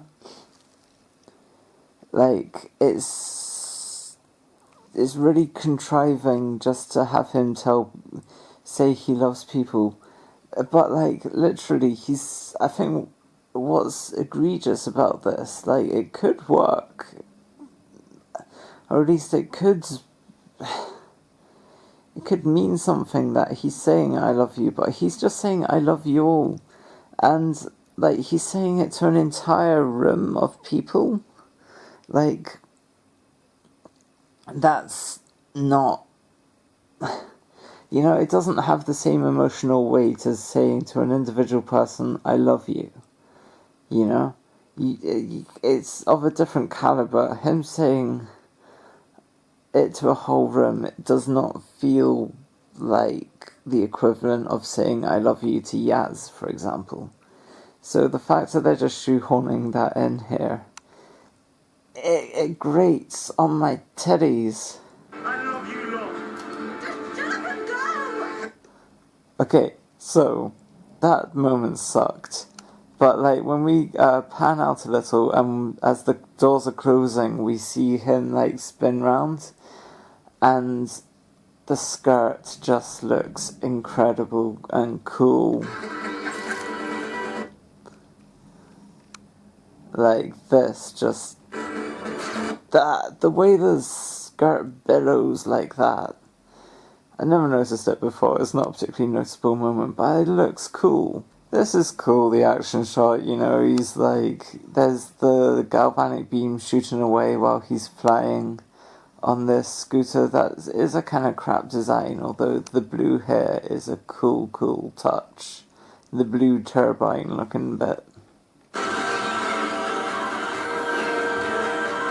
But I think there's a weightlessness to it. Like, I do not enjoy this shot where he just... Yeah. I think, like, the shot before where the galvanic beams are shooting is really good. And then this shot feels like I should love it, but I just don't. It just feels like he's going under the tower bridge just because he wants... Like, it feels like the show's just like, oh, and it would be cool if he just goes under the tower bridge, you know? It doesn't feel like this is actually what the plot would, like, what the Doctor actually would do.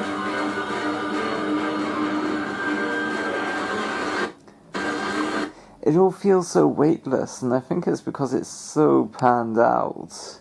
But even when we pan up close to him, it just doesn't hit right.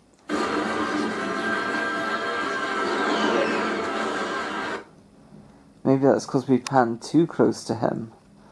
But I don't know, it's just, it feels so weightless and CGI, you know? It doesn't feel like he's actually there. Whereas with the galvanic beam, like shooting in the, like above him, that was so cool. I think like why does he go inside the rib cage of the bone beast, you know? It doesn't make that much sense. Doesn't make that much sense, like, why he'd do that. It just seems to be like, yeah, he should go to the tower bridge, and then he should go inside a bone beast. But, like, it's all just shot in a way that makes you feel so detached from his surroundings. Like, that last shot was okay.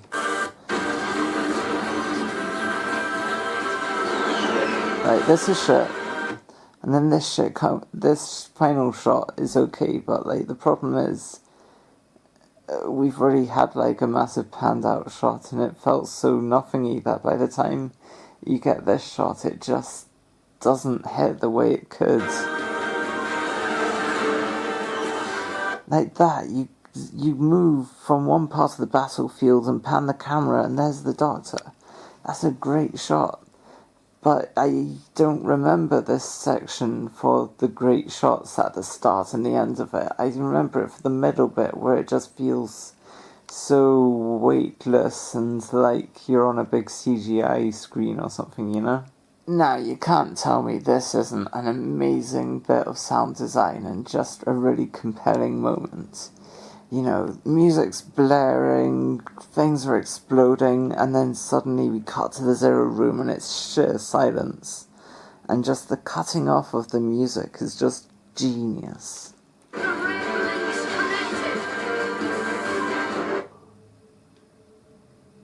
Like, this is great, this is incredible.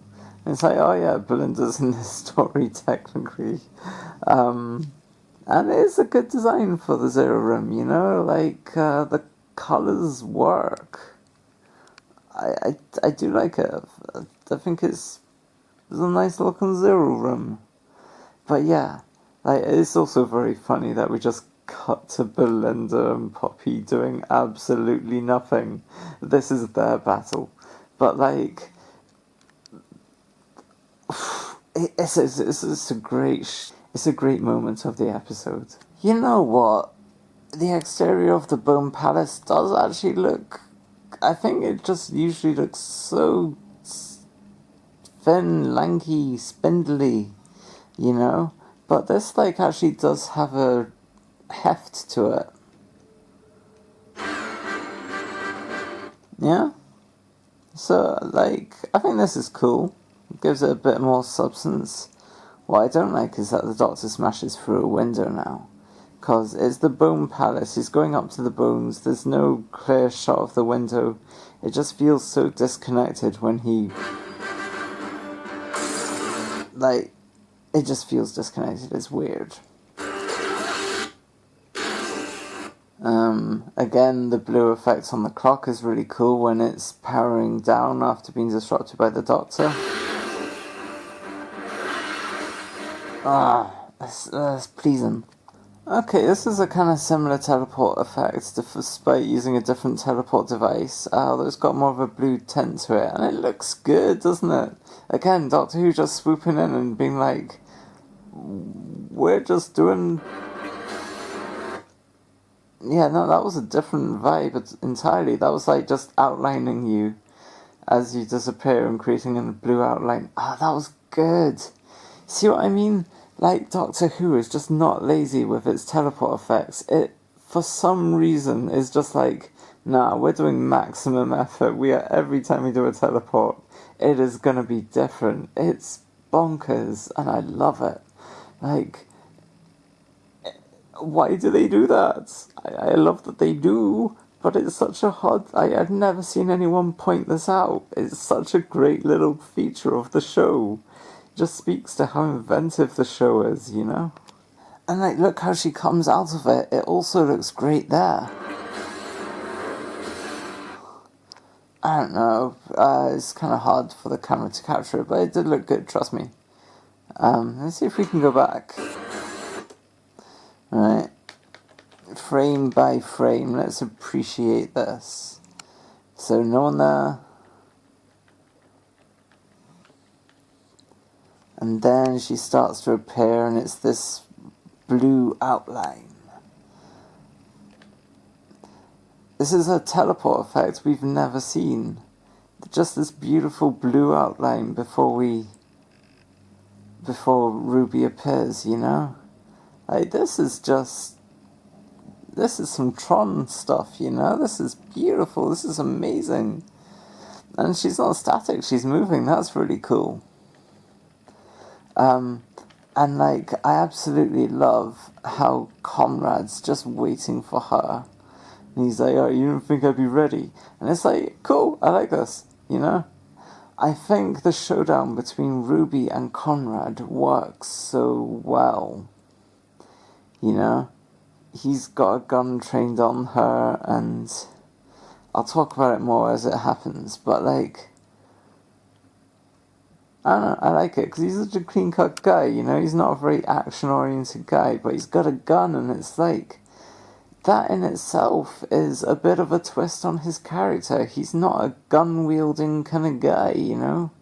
I mean, sure, in his main episode, Lucky Day, he was wielding a gun, but did he use it? I don't know, I feel like shooting aliens is a bit different. Okay, maybe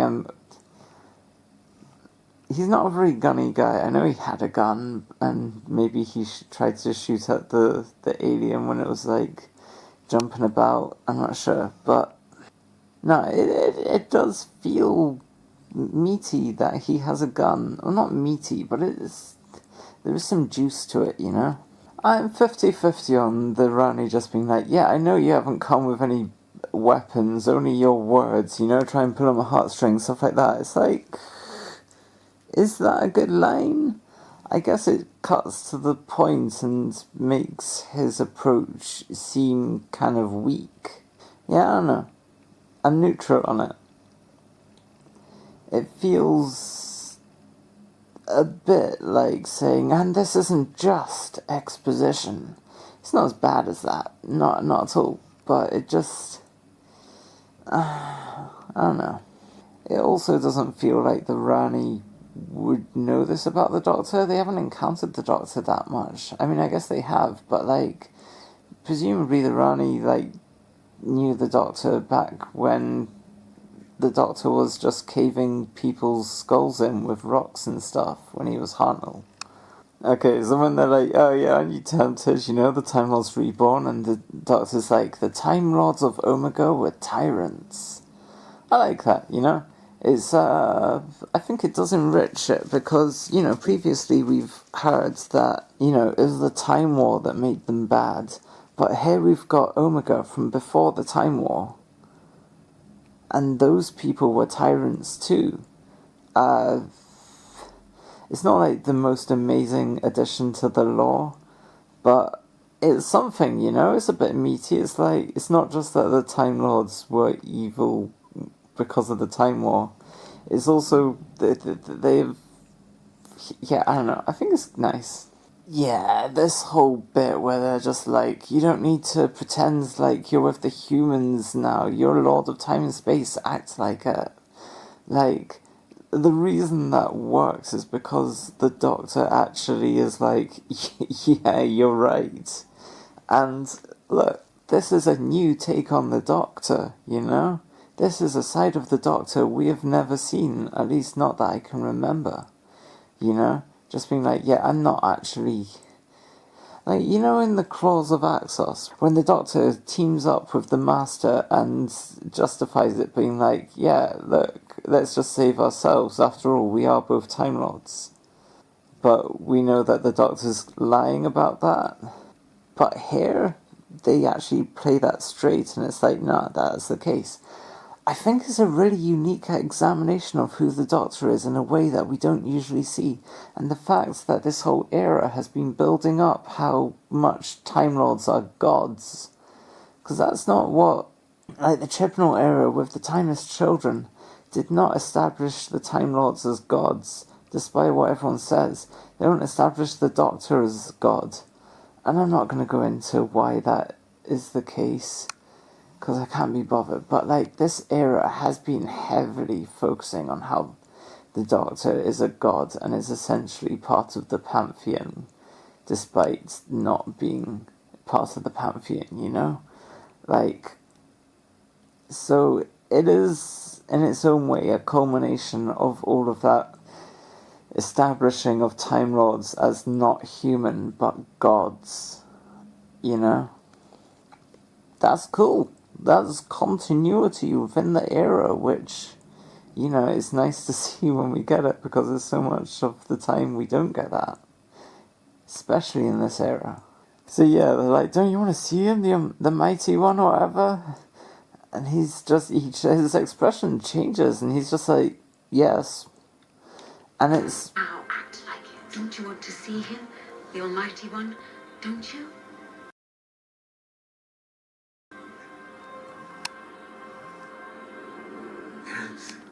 like that sort of look when he's just like, yeah, I do want to see this. Screw what the humans want. It's... yeah, it's great acting on his part. Just the change in his vibe suddenly, as if he's more unguarded, and he's just letting his baser instincts take over, where he's like, yeah, fuck the situation. I want to see Omega. I think that'll be interesting. It's cool how they established the seal of Omega. No, the seal of Rassilon. Is it the seal of Omega? Whatever it is. It's some sort of seal. They, like, name it either in this episode or the previous episodes. And it was, like, well linked in. Because they're like, hey, I was in Wishworld, wasn't it? But like, I like how they've established what this is. It isn't just a fancy thing. It is like the seal of Rassilon or the seal of Omega or whatever it is. Like, that really does give this more weight than just if they hadn't done that, you know? I think this massive thing really has gravitas because of that. And it is a great design once you know that it's the seal of Rassilon or whatever it is, you know? And it's suddenly changing form like this, I think is really cool. Why does it do that? Why does it need to do this? I don't know. But because of the chunk and size of it, you know? Because of the gravitas of the seal of Rassilon or whatever. And it even changes colour, but it still feels very grand and ethereal. Like, some great set design. Back to this scene, there is just an intimacy between them, and they do have history, you know? If this was Belinda versus Conrad, it would be meaningless. Well, not meaningless, but, you know, like, these two have history. And that's cool. There is a weight to it, and there's such an intimate vibe. Just, there's this room, and there's just those two here. Like, Ruby saying, I just want to say thank you, and Conrad laughing saying, sure. It's like, yeah, like, what are you talking about, Ruby? But it's interesting. Is like what Ruby says here is genuinely interesting. Just instead of demonizing Conrad, she's like, you know, there is a sincerity to what she's saying. I can't even remember what she's thanking him for. I'm gonna need to watch it, and that's good. Like it's not generic. She's not just like, you're the villain, I'm the goody here. I'm here to destroy you and defeat you. Because Conrad's world, it could have been so much worse. Her talking about Conrad's world, it could have been so much worse. I like it. I like how much credit she's giving him. She's like, look, I can see you're trying to make a good world. You know, it may not have been optimal, but like, I like it. I like it is interesting. It is something different to what we usually get in these things. You're not just demonizing him, you're humanizing him. A fantasy world, I'd expect comes and whiskey and girls, but yours is nice. It's interesting, you know? I think there's something interesting about, like, instead of just demonizing, you know, conservative worldviews, which, you know, kind of deserve to be demonized a lot of the time, but it's like, they do have...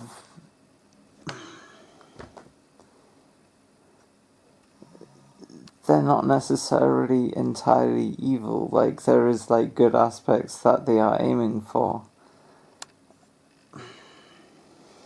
You know? I don't know. I like it. I think it's good to not demonize people. And her trying to just see things from his perspective and be like, I think you really were trying to make people happy. You know? Rather than just being like, you were just trying to control people and fit people into your worldview. She, like, looks... I think it's meaty and interesting and different, and I love it. It's such a good scene, this. It's great. It's actually nice. I did what he said. Who? The doctor. He told me. Pete. And then Conrad revealing that he did what the doctor said. And it's like, the doctor's just been mean to Conrad. Why would... And Conrad's been antagonistic towards the doctor. Why would Conrad do what the doctor said? People just want to be safe. And Conrad's like, people just want to be safe. And fed. And fed. And warm.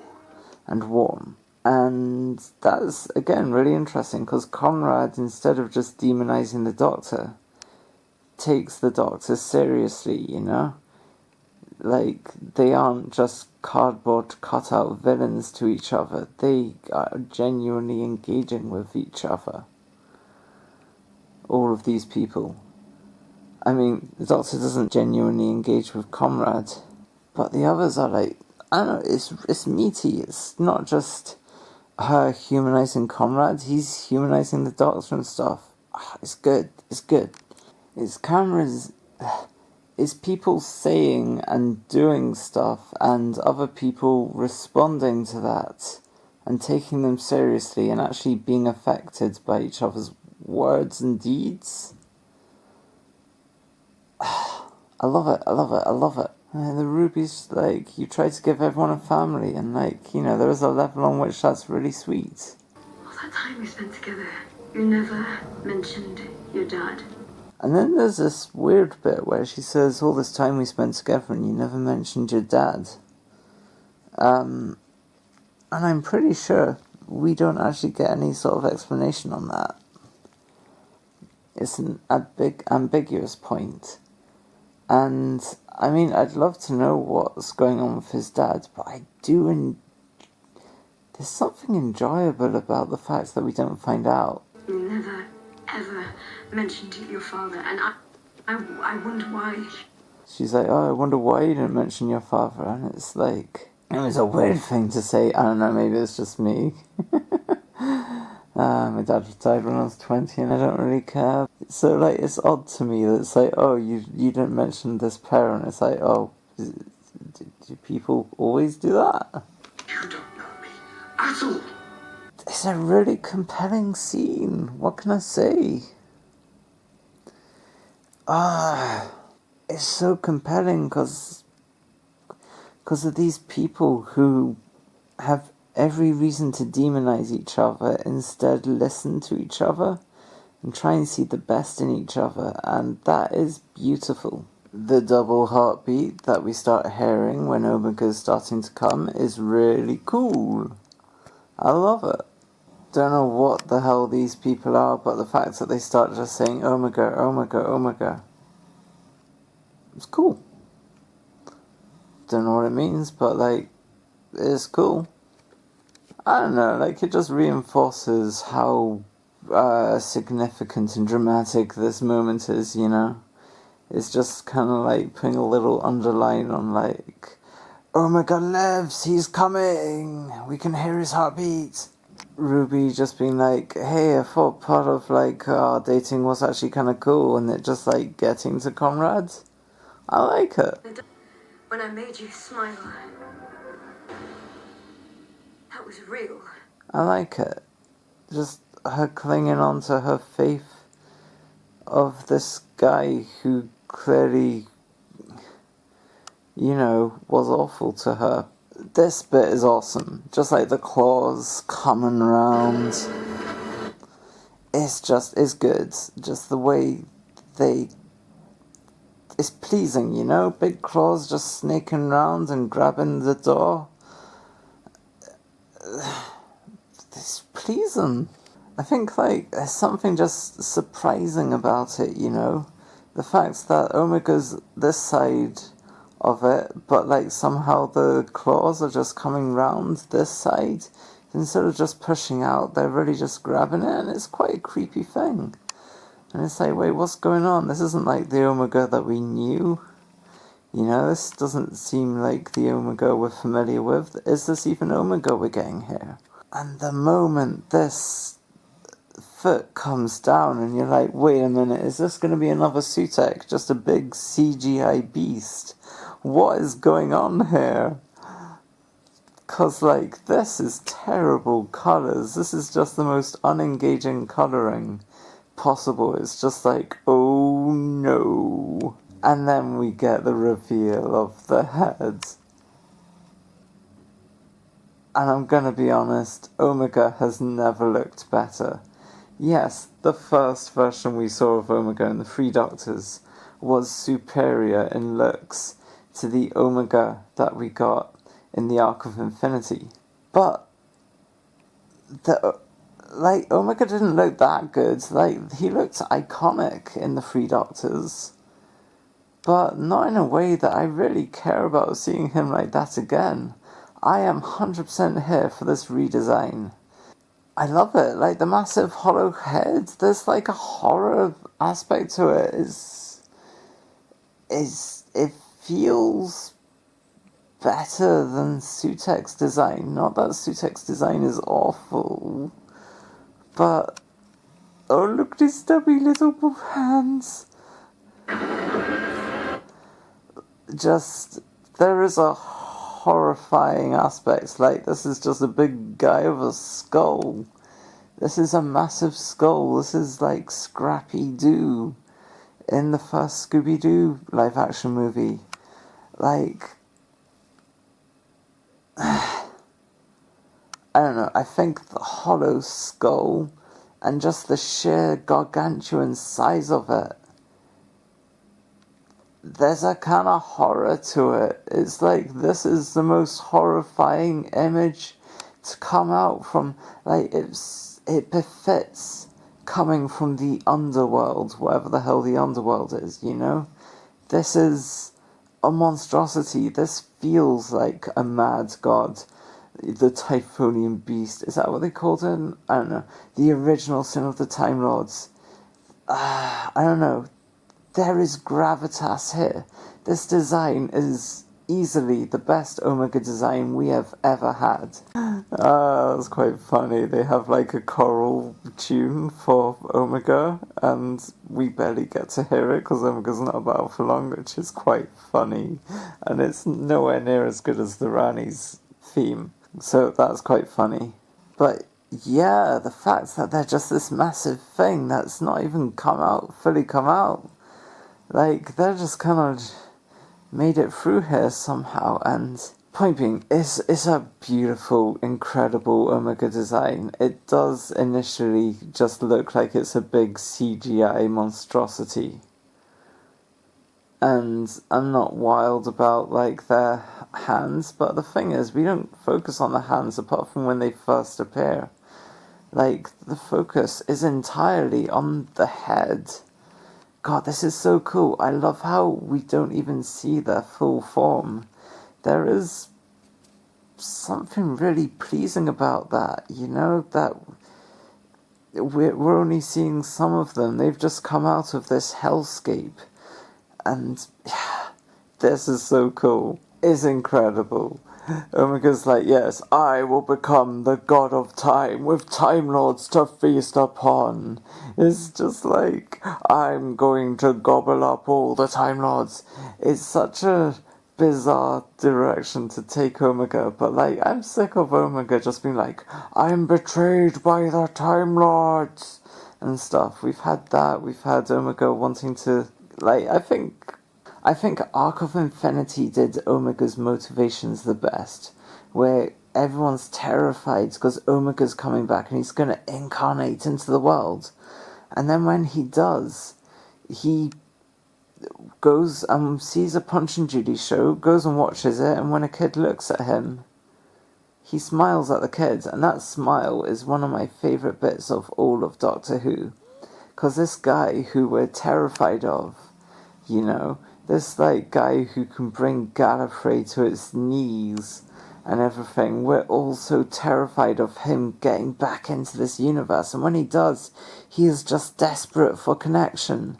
That is an incredible thing for Omega. People always hype up, oh yeah, Omega's so good because, oh, you know, it's layered because he's like betrayed by the Time Lords and stuff. Like, sure, that's okay, I guess, as a motivation or something. But, like, the desire just to connect because he's been separated from the universe as if he's the Solitract. That's his best plotline. And then here, honestly, I think it's hilarious and amazing. You know, everyone's always like, oh, is this character Omega? Or is this character the Rani? You know, throughout New Who, everyone's just like second guessing every character who turns up with any level of mystery. And we're just like, who is this? Wait, is there an eye underneath there? Honestly, I don't like that. I like him just being a big hollow skull, but I never noticed the eye, so I'm just gonna... It might not even be an eye, I'm not sure.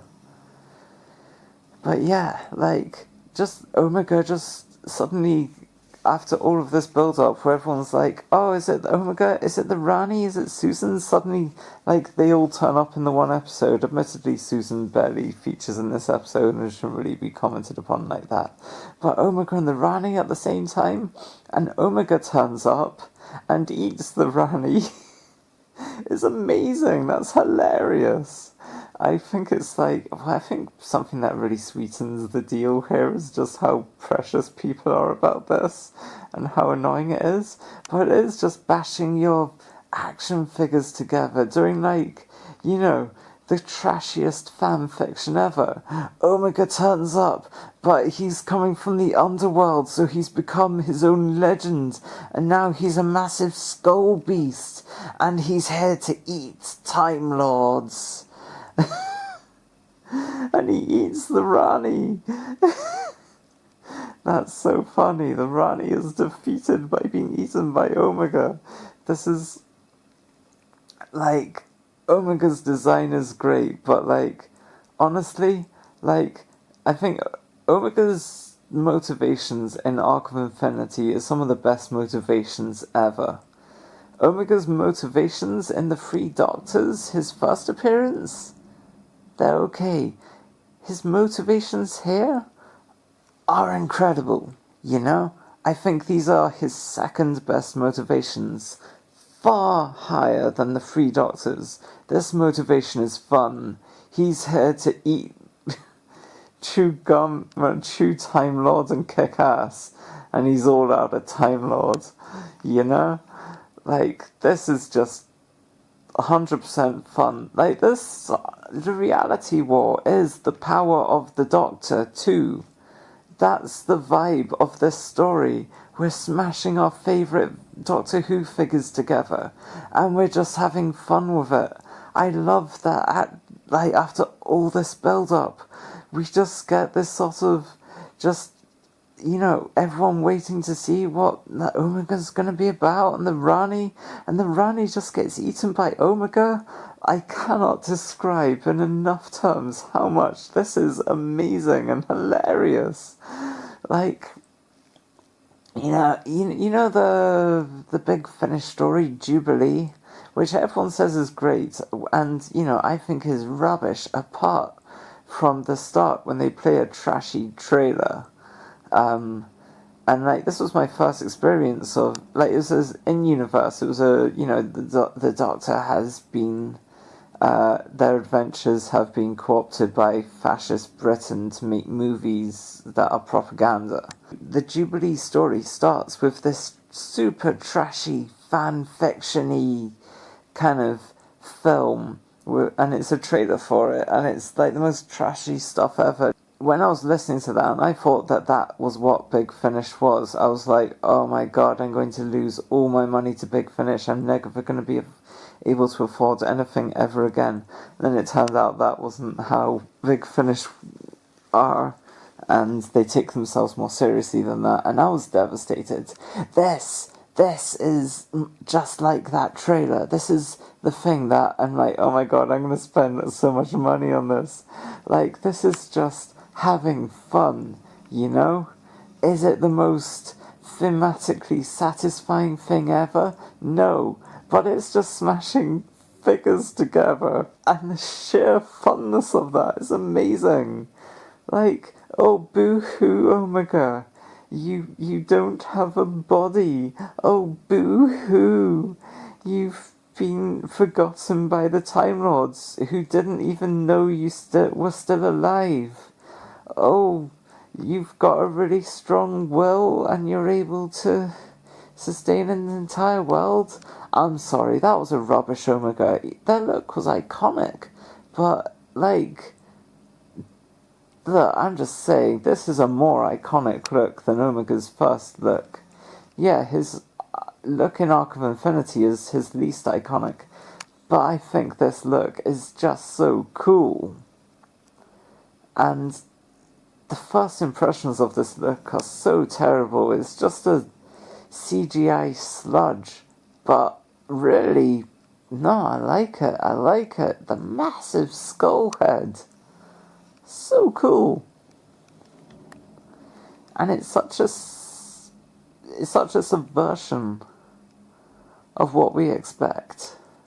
Look, let's just enjoy this moment for what it is. Just smashing your figures together. Incredible. Love it. And then Omega does this massive bad breath attack thing, a scream, and it, you think everyone's just like, oh, that's nasty breath. But then it's like, oh, no, it's messing up their heads. And these people seem to be about to explode. Those guys actually explode. It's nonsense. I don't know why it happens, but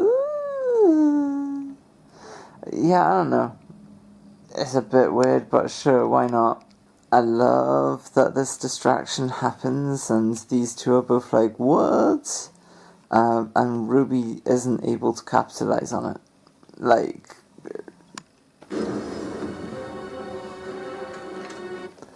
I mean, that's good, That's tense. She had a moment, she had an opening, and she didn't do anything with it. That's cool.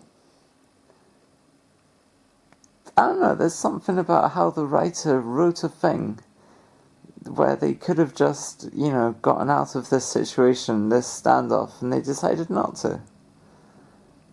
It's kind of unexpected storytelling, really, and that counts for something.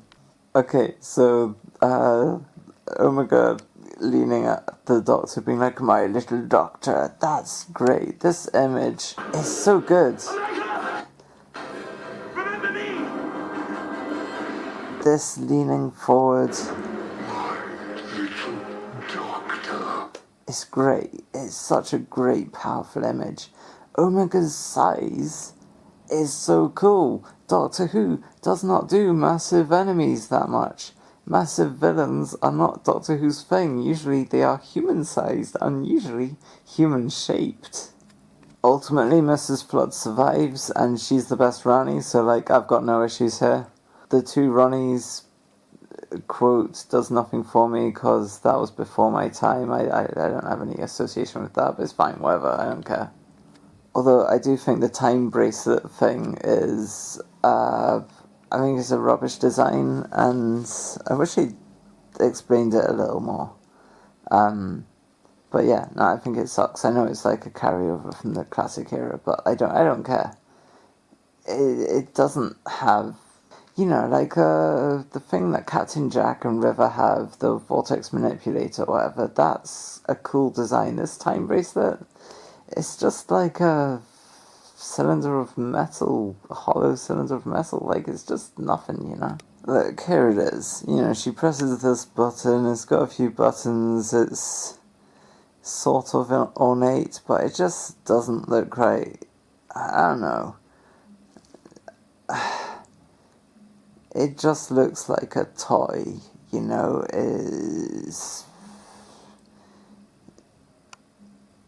Nah, I don't like it. It needed more of a redesign than it got. Okay, this thing I've been telling you about how Doctor Who comes up with different ways of doing teleportation. I can't believe they do this in the same episode, but this is the third teleportation effect that they've done in this episode. Such is the inventiveness of Doctor Who. It makes no sense. Like, you'd think they'd just spend the money on the... Watch this. Again, it's different, you know? What the hell? 3 different teleportation effects. Each one really cool. Okay, this one wasn't really cool. But what's cool about it is that it is different. Alright, let's go back and actually see if it's any good. Right, let's see. So she kind of gets shrouded by this gold light. She turns into gold light. Yeah. The rubbish effect, really. It's cool that this is happening, but like, yeah, they had like 2 other teleportation effects and they just decided to go something else, and that's neat. Rubbish effect, but you know, hey. You know, Ncuti's acting is usually really great, but in this story, he's kind of weak a lot of the time. Just his acting's weak, you know? But I love him just like, you know, this moment shouldn't work when he's like, yeah, you know, I'm just like wondering what I can do. And his like little laugh is great. What the hell? Thinking. His like laugh when he's like just thinking if only. I don't know. For some reason it just has gravitas and drama. If only I had a weapon. Oh, and it's so funny, like, he's like, if only I had a weapon. It's funny because he then picks up the best gun ever, the most powerful gun in the entire universe. 1 billion supernovas, which some might say is a bit overpowered, and is really funny that the Doctor picks it up and uses it, because the Doctor, the man who hates guns, wields the biggest, bestest gun ever. It's so funny. It's just mashing your action figures together, just being like, yeah, the Omega comes out, but this time he's just this massive skull beast guy, and he's like, aha, I want to eat Time Lords. and then he eats the Rani, and then the Doctor's like, oh no, what am I going to do? But behind him is the best gun ever, and he shoots Omega with the best gun ever until Omega is forced back into the underworld. And then the Doctor wins. Like, this is mashing your toys together, and I'm sorry, there's a reason why mashing your toys together is something we all do as kids. Stuff that you do as a kid, in my opinion, is kind of indicative of what you would enjoy as an adult if you just allowed yourself to. You know, as an adult, you should never let go of how fun farts and burps are. You know, you should never get that mature. And likewise, there's just a puerile fun to making the Doctor, the man who hates guns, use the best gun ever. Like, there's no sense in which this should work, where he's just backing up and hitting against the Vindicator. But somehow it just does. I've always been iffy on the Vindicator prop, but I think it works here. Hide in plain sight.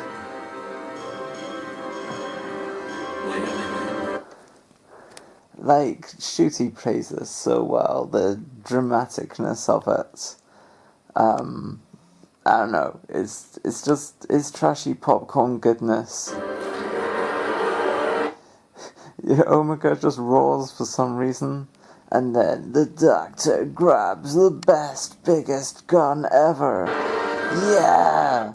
And like, I love it. It's like, in one sense, it's probably some sort of character assassination. In the other sense, who cares? It's cool. And like, I've always thought that the Vindicator is a pretty flimsy prop, but the gravitas that this has been giving the Vindicator, you know, the Rani being like, you gotta say great piece of kit, and talking about how it's got the power of 1 billion supernovas and stuff. You know, it's like, talked it up, and suddenly it doesn't just seem like this little rubbish prop. And the fact that he's wielding it now as a gun, which we've never seen, is really cool. And it's got this little bit coming out. I mean, maybe it always had that and I just don't remember. But, oh, it looks good. But I think it's the sound design that really sells the Vindicator here. The way it's like, I don't know, like, let's give it a listen. Yeah, it really sort of sounds like a chunky device, and I think I've always struggled with just how it's such a thin little device. It doesn't look like it could be any sort of tech, really. I love how the Doctor's like, yes, the power of 1 billion supernovas! 1 billion supernovas! Like, he's got a gun that's the power of 1 billion supernovas? That's such a nonsense power level, you know? That's like, I don't know how to describe how ridiculously overpowered this is. I love how absurdly over the top the power of 1 billion supernovas is. It's, from this little thing, I love it. It's so ridiculous. Yeah.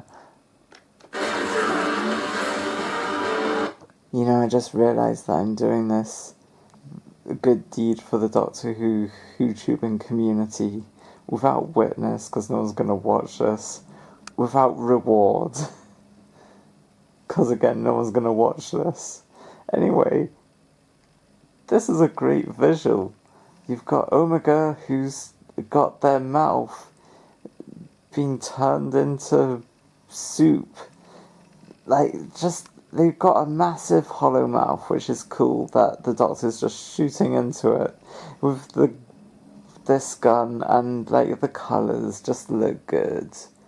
I don't think the camera's really doing it justice, but the staging of it is great. It reminds me of, I think at the end of the Halloween Apocalypse, they had a similar kind of thing where like the flux is coming. So the flux is coming, and there's the Earth, and then there's the Lupari, and the TARDIS is like beaming the time vortex into the flux and stuff, and so I think like maybe this is the Earth. I don't know. This clock is a beautiful clock, by the way. Such excellent design, and I think like I've not mentioned this yet, but like when they have like a beam going from this door to that clock, it looks cool and good, and it really gives a cohesion to the set. That it's not just the clock's not just there, and this door isn't just there. They are part of the same design of like the Rani's. You know, like this building has a reason to be structured the way it is. I like that. But yeah, like the blue smoke, inspired choice. It looks so cool. And the blue against the yellow here is just gorgeous. And the fact that, yeah, just the Doctor just like taking steps forwards while shooting this and going, ah! Just like loving shooting it. I love it. You know, like, imagine if this was just a machine gun and the Doctor was just shooting an AK at Omega. Just being like, ah! Like, it's great vibes. I love it. Smashy, smashy, action figure fun. Might I just say, this is a beautiful shot. Just how everything's shrouded in blue and just the prettiness of the clock offsetting the blue. It's pretty. Alright. Enough about her hair. What about the thing she's wearing? This blue offset with the red, and like the zips just providing some nice outlines, and then like the black, red, and blue. I don't know, it's a really pleasing design, and like the shapes that it forms are just great, where all the lines sort of just converge. And like with this Project Indigo, you know, it should look rubbish, but it doesn't. And this feels like such a powerful moment where she just looks Conrad dead in the eye. And she's like, ha ha ha, I've won, basically. But there's no clear explanation for why this is her moment to defeat him. But she just presses the yellow button again? Why not the blue? Why is she so averse to the button that everyone says she should be pressing? What's wrong? I'm not going to be doing theorizing here. But yeah, like, though it doesn't really make any sense that she's chosen now to disappear rather than another time. Like, maybe she's just said what she wants to say and now she's like, okay, it's time to deal with you. Maybe just the billion supernova gun is distracting. It definitely, this moment works, even though I don't really understand why it should work. You know, just her looking at him, just like, I've won. Like, it's cool as fuck. Her appearing here is just, she's got such swag and just, such an understated just power to what she's doing, and it's so good. Like, all the stuff between her and Conrad in this scene is just amazing. And I know people don't like what she does here, but I genuinely love it. Conrad?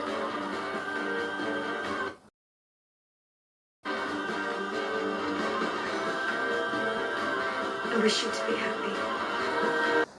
That's beautiful. Like, instead of just being like, and it's like built up, like she's been humanizing him a bunch.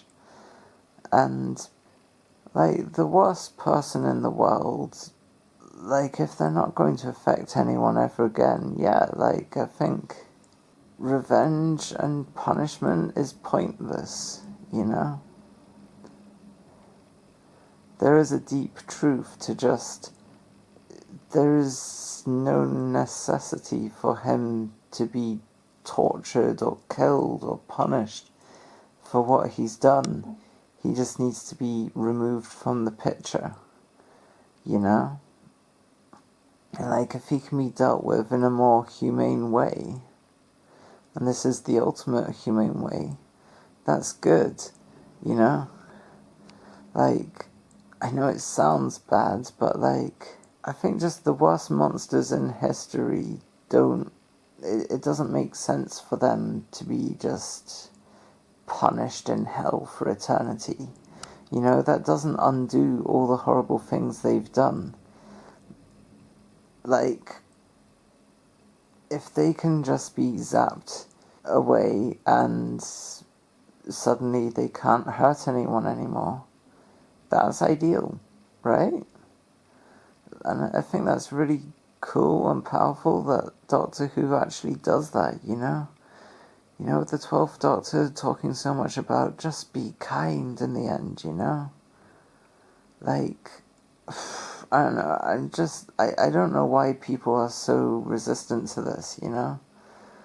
Like, sure, he may deserve bad stuff on paper and whatnot, and, you know, he's a bad guy, he's done bad things, but I don't know how to explain this. It's just, you know, it's more happiness in the world is good. You know? You know, people who have abused me, I don't want them to suffer. I want them not to abuse other people. And I want them to be happy. You know? And Ruby achieves both of these things for Comrade, and I think that's a really good message. The whole message of humanizing people, which is the theme of this interaction between Ruby and Conrad. Yeah, like, demonizing is kind of an evil thing that we do to each other. And I know culture and movies and everything teach us how important, or just they teach us to reflexively demonize people. But it's not the Quaker way. And I am a Quaker. Again, this is a cool shot. You've just got that offset of colours, the yellow and the blue. And the Doctor's really cool stance. Just like, yeah, as if he's shooting a machine gun. It's so cool. It's just great vibes. I'm not wild about the Doctor saying back into hell, especially because it's a callback to Tennant's final story in his original run. But, and like, you know how like I say that Ncuti is usually bad at just shouting stuff? I think this is one of his better shots at it. Like, I mean, it's fine. Like, it doesn't detract from this moment for me. It doesn't add anything. It's just kind of like wallpaper. Sure, why not, you know? And his face is contorting in ways like his veins are just like popping out. He's putting some like severe expressions for what he ultimately is doing, which is just pulling a trigger on a gun and pointing it. But he's really selling it. It's cool. Okay, now just as he's finishing up shooting Omega, you know, it's in the mouth at the moment, and then Omega blocks it with his hand, and for some reason, shooting the hand also looks really cool.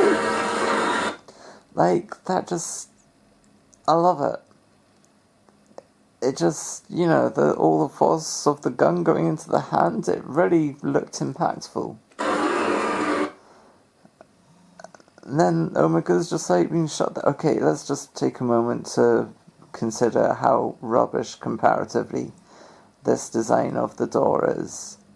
It's okay, it's fine, it's serviceable, but it does look a bit cartoon. No, it looks a bit circus-ish. I think in the scene you just don't really notice it, and that's fine. But it's like a big dartboard, you know?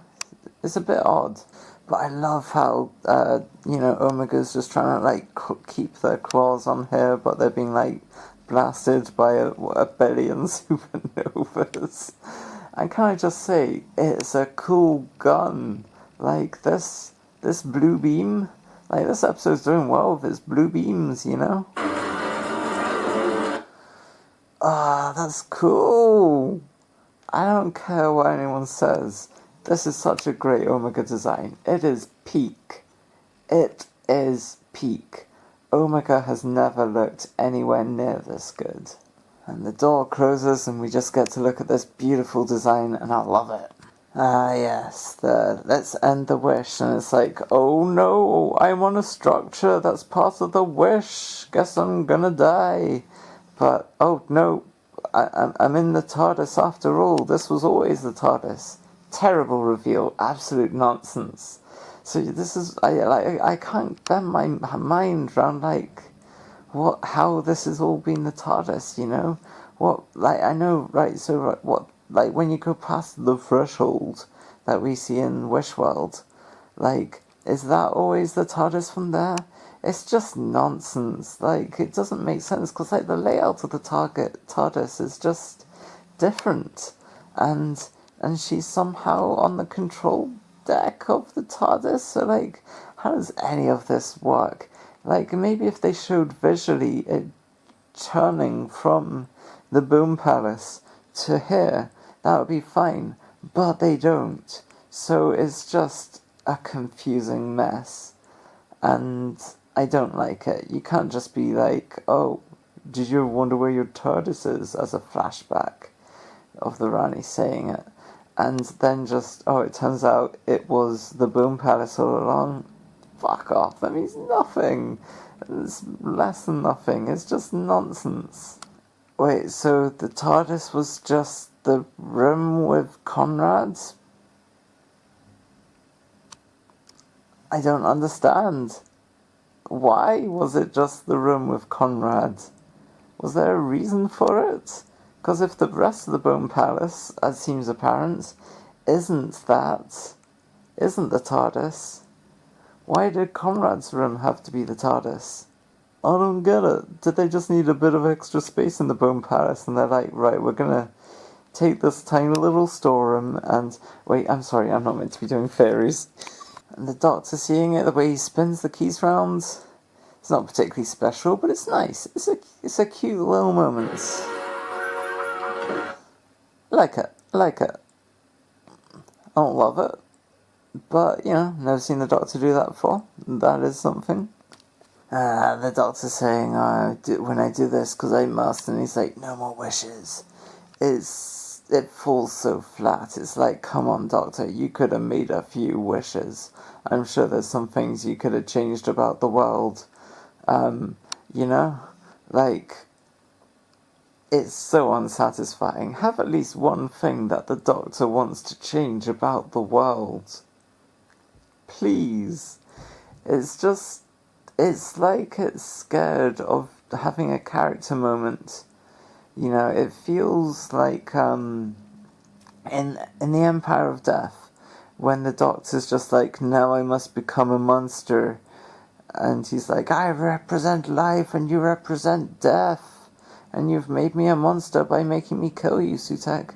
This feels like that. It's just the plot whirring along without the autonomy of the Doctor. I don't believe that the Doctor would turn down the God of Wishes, the opportunity. There's no character reason why the Doctor would turn down the God of Wishes, you know? Like, without at least making a wish himself, you know? Maybe he can wish for himself to be happy. Maybe he can... Who knows? But that's the thing. It would be meaty and juicy to see the Doctor make a wish.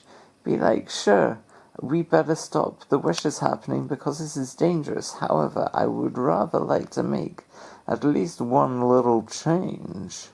And the explanation also about, like, Ruby's like, hey, you can wish for Poppy to exist. And he's like, no, that might mean she doesn't exist or something. It's like, what? I don't know, it's such a weird little moment. Let's see what they actually say. Can't we wish for Poppy? She says, can't we wish for Poppy? And then the Doctor's like, but then she might vanish. And it's like, but that's not what the wish would ask for. It's a mess. I'd say it's contrived, but it follows so little logic that it's not even contriving anything. Oh, this episode is so much fun, but it has so much frustrating stuff in it. Okay, I know this isn't specific to this episode really, but it's in this episode, so I'm going to point it out. This is beautiful set design. I love the circle around the door.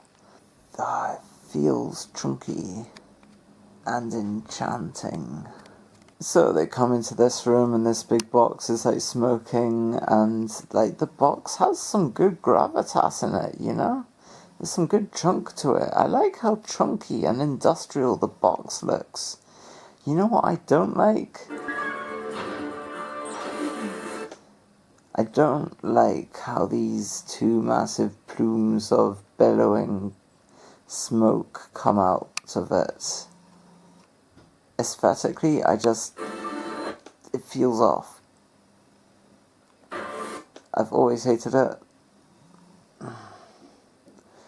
You know, there's something about the symmetry of a cube that they're just having two big bits of smoke from the back at two sides. There's something I viscerally just dislike about it.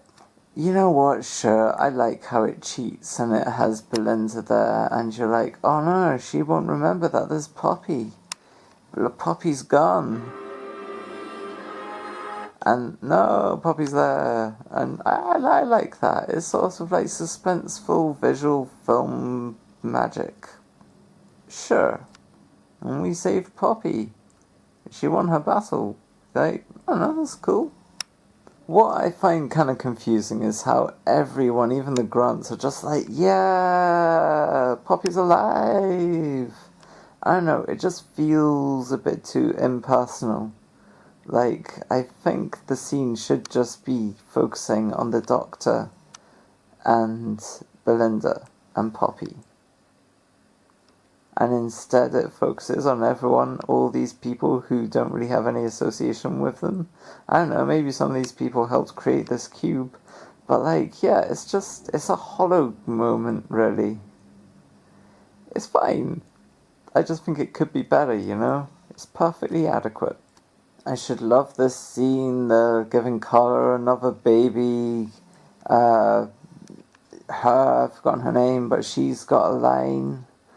And that should be fun, but none of it works. It just falls flat for me. I don't like it. It's a shame. Isn't this like the last time we see this family? And it just is in a scene that just... there's nothing for me to latch onto in it. Like the Doctor being like, paperwork is sorted, and just clicking the Sonic. That's annoying. Like, you know how sometimes Sonic is used in a way that takes you out of things? It's like, okay, this is just a magic wand. He's not close to any device that can help him just sort out the paperwork. He's not beside a computer or anything, so he can, like, invade the internet with it.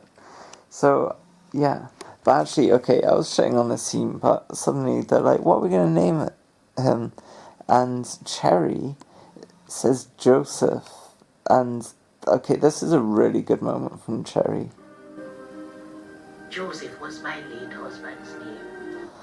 Joseph was my late husband's name, and that's just a lovely Cherry moment, you know? It feels nice and characterful, you know? And that's what I want from Cherry. And then everyone being like, oh, Joe Sunday! It's crap. So I guess Cherry's the only good thing in this episode. Not episode, she is the only good thing in this scene. Like, well, they're like cracking just rubbish, they're not even jokes, they're just going, oh, Joe Sunday, little Joe Sunday, and they're being really irritating with that. She is giving such a loving look to this baby who she's clearly connecting with at some level because she's giving it the name of her late husband. This look from Cherry is everything, and it just melts your heart, and it's it distracts from the annoyingness of what people are saying. That we all want more than just the jukebox in the TARDIS. So, you know, for once it's nice that we have a cot here too. You know, we all wanted the TARDIS to fill out more and to be filled with junk. But this is as much as we get with this TARDIS. And that sucks. But at least this episode does offer us a second piece of furniture. It's not much, but it's something. And it's nice to see the TARDIS just start to become a bit more homely. Okay. Belinda saying, oh, absolutely not, I'm not settling down, my daughter's not going to have a boring life. That's a fine thing to say. It's even characterful. But it's ruined when later on we have Belinda say, oh, yeah, no, we can't travel with you, Doctor, because, you know, we'll meet all these deadly dangers and stuff, so we can't do that. And it's like, just pick one.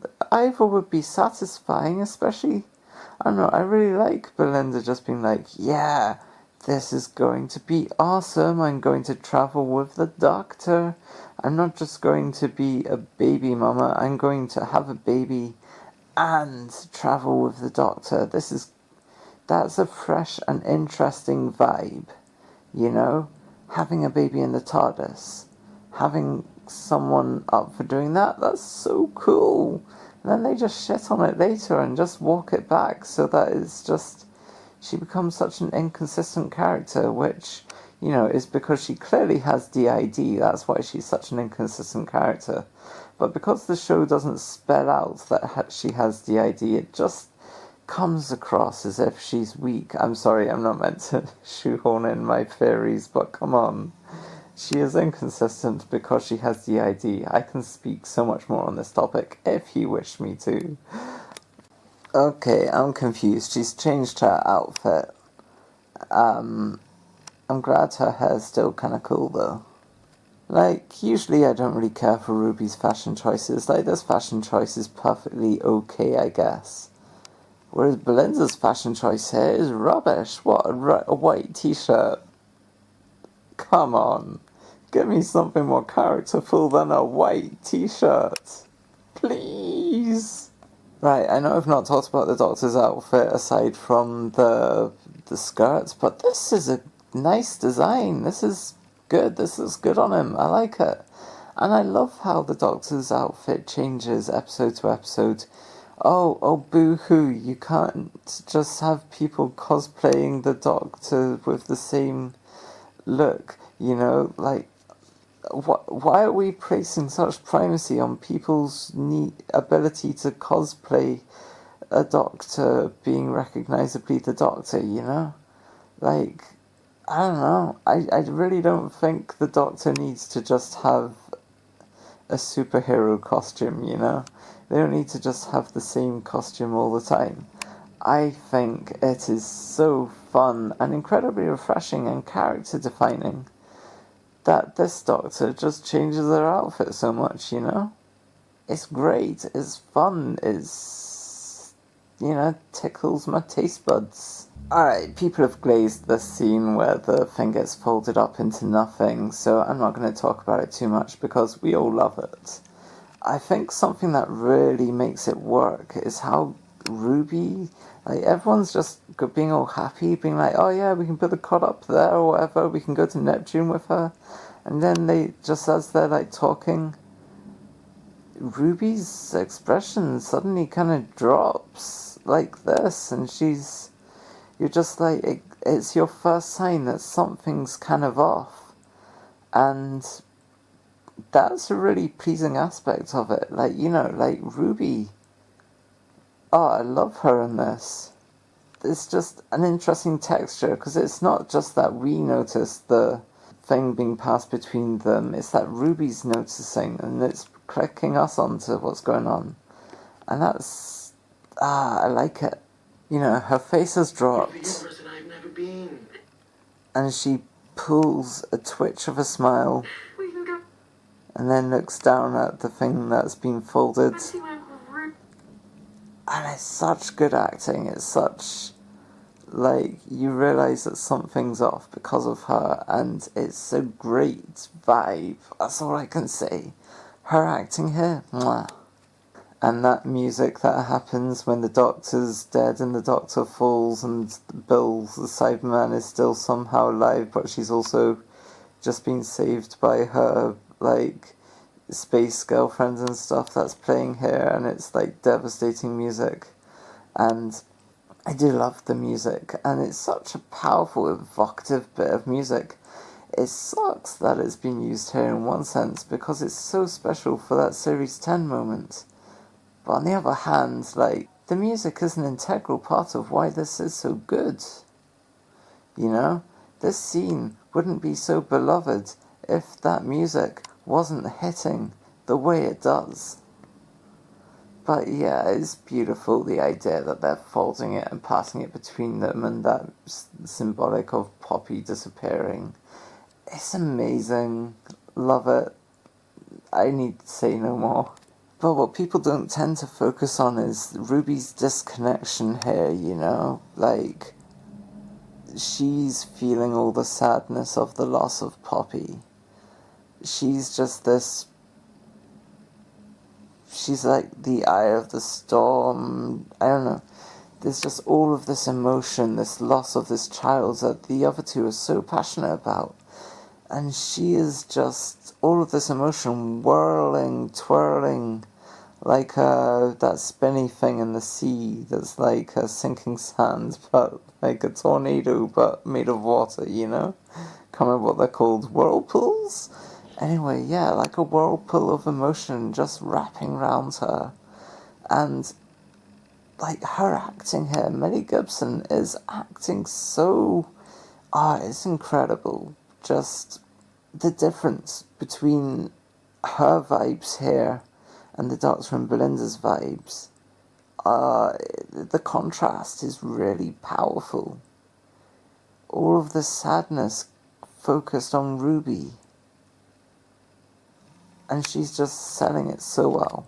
Yeah, I mean, I don't know what to say. The music's just tearing your heart out while Ruby's just feeling all this emotion, and everyone else is oblivious to the emotional moment that's happening. Mwah! It really is the music. Like, it's such a perfect choice of music. Like, you know I'm precious about Series 10 and how that music is used, but it's used so well here. I just... it rams home the emotion of this so well.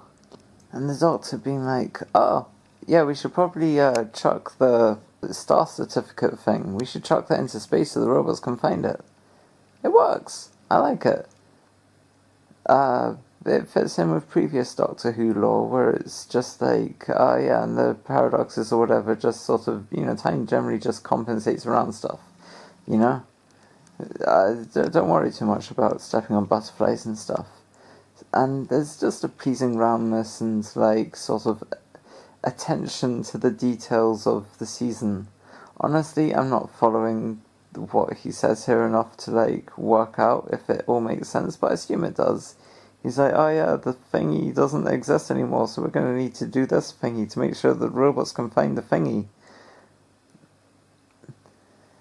And it's just done quick, and it's cute. He just chucks it out into space, and I love that he just chucks it into space. There's something just pleasing about that. It's like, shit, I forgot to do this thing. Lobs it into space and leaves. Like, that's a great little moment, After Empire of Death just let us all down with how it didn't pick up all the plot threads about Ruby having the song hidden deep inside her heart and stuff like that. It's nice to just have some attention to detail where we acknowledge plot threads that are hanging, It's nice. It feels healing after Empire of Death. And just, oh my god, like, yeah, my Fear Her video, which was 3 hours long, where I just rave about Fear Her so much, that got, like, so few views, and, like, I feel like this is gonna have so few views too, but I'm doing this for the art. Is it the arts? I don't know. It's because I want to contribute to this community, you know, in ways that the community actually care about more than the fairies, which for some reason people don't seem to care about.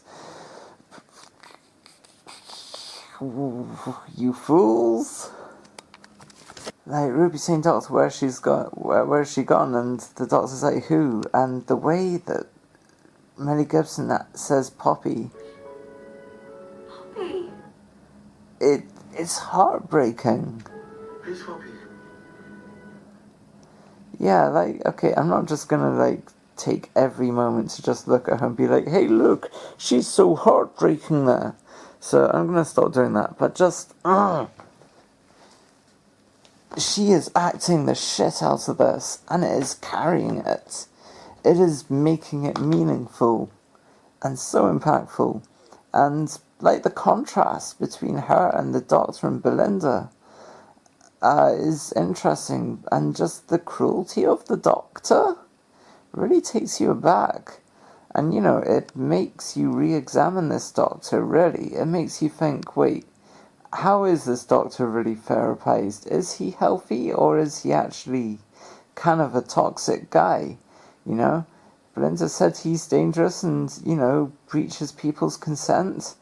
All of that does congeal here, you know? This is the final word on this Doctor, and he's not a perfect guy. That is juicy, that's meaty, that makes it worth watching multiple times. Because you get to vibe out with these, you know, they're not just conveying the Doctor as Jesus and, like, a perfect guy. He's shitty here. I love the way they're told they have a Doctor together and they look at each other like, lol. That's a great moment. Like, it's cute. Like, you know, in the story in the engine when, like, the Doctor and Belinda both start laughing at this guy who's like, I am all of these gods, all of them. Like, and there's no way it makes any sense for Belinda to be laughing unless she's doing the fawn response, which comes from the trauma from having DID. Okay, look. There's no way that explains why she should be laughing at that. It only makes sense for the Doctor to laugh at that. So, like, it's nice to actually see them both laugh, and it works, because it's cute, and it's fun, and tragic, you know? It's good to see that happen. Like, Ruby getting breathless here is really impactful. I know I'm not meant to keep doing this. The breathlessness of her suddenly is so... It's good acting. And she says, oh, there's a girl named Poppy, and the Doctor just gives the kind of like, yeah, a long time ago. And, you know, he thinks she's just talking about the space baby's Poppy. And the disconnection between the Doctor and Ruby is powerful, you know, it hurts.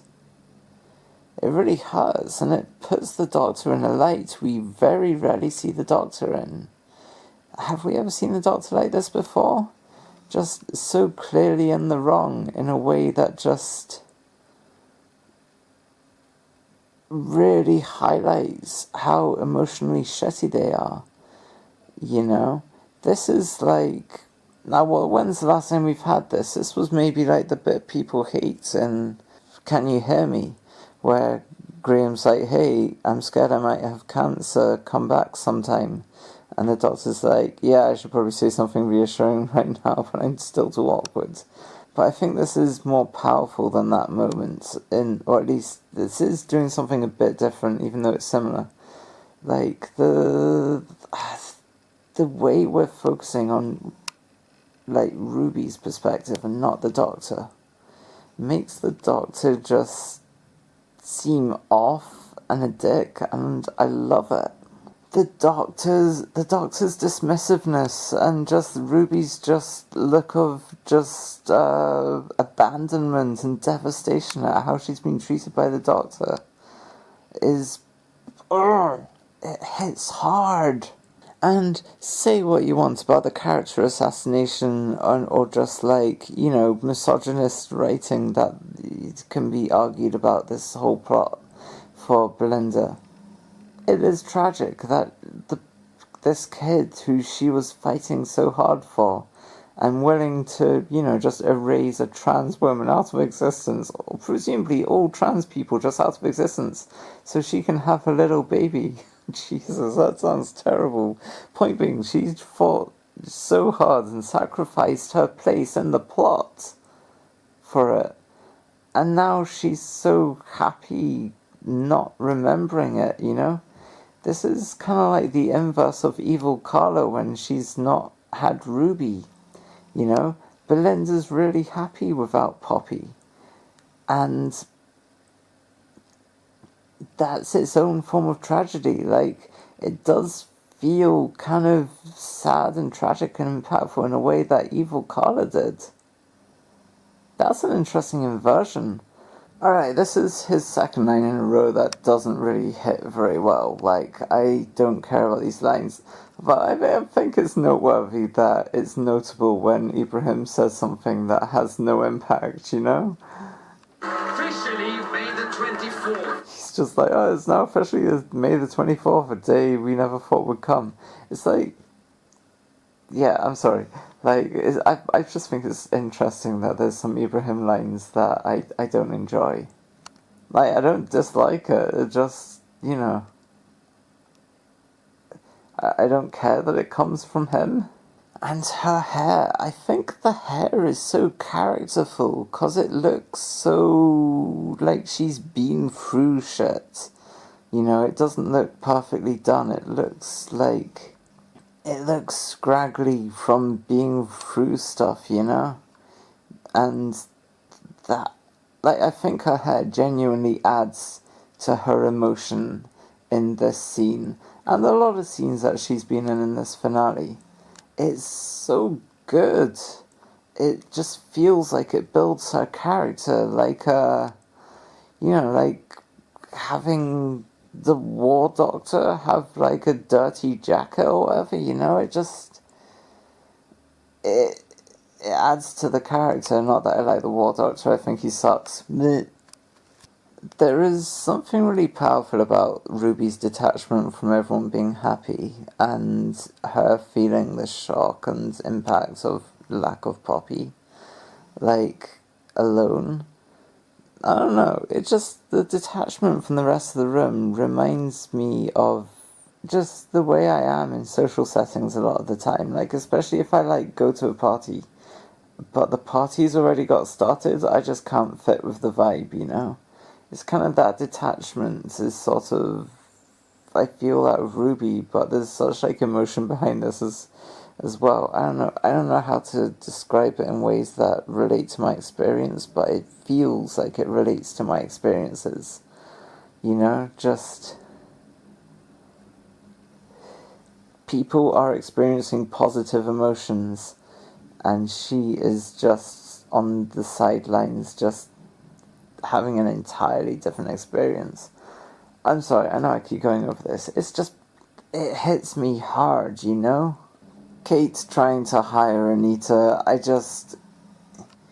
she says you'd be very useful with a key like that, but it just feels like it's like, oh, the Doctor have a job. And at this point, it's just getting boring from Kate. It's like, really? This is your only hiring practice? The boss says hello and I feel nothing. As do you. Oh, the Doctor's been so rude to Ruby. The Ruby's like, oh, there are glitches and mistakes, and the Doctor's like, that was bound to happen, Ruby. It's the way he says Ruby that is just so cutting and cruel and cold, and I love that about this Doctor. It stops him from just being, the therapized, light, fluffy Doctor, and keeps him within the realm of, this Doctor has some unexamined darkness to him that he won't even accept about himself.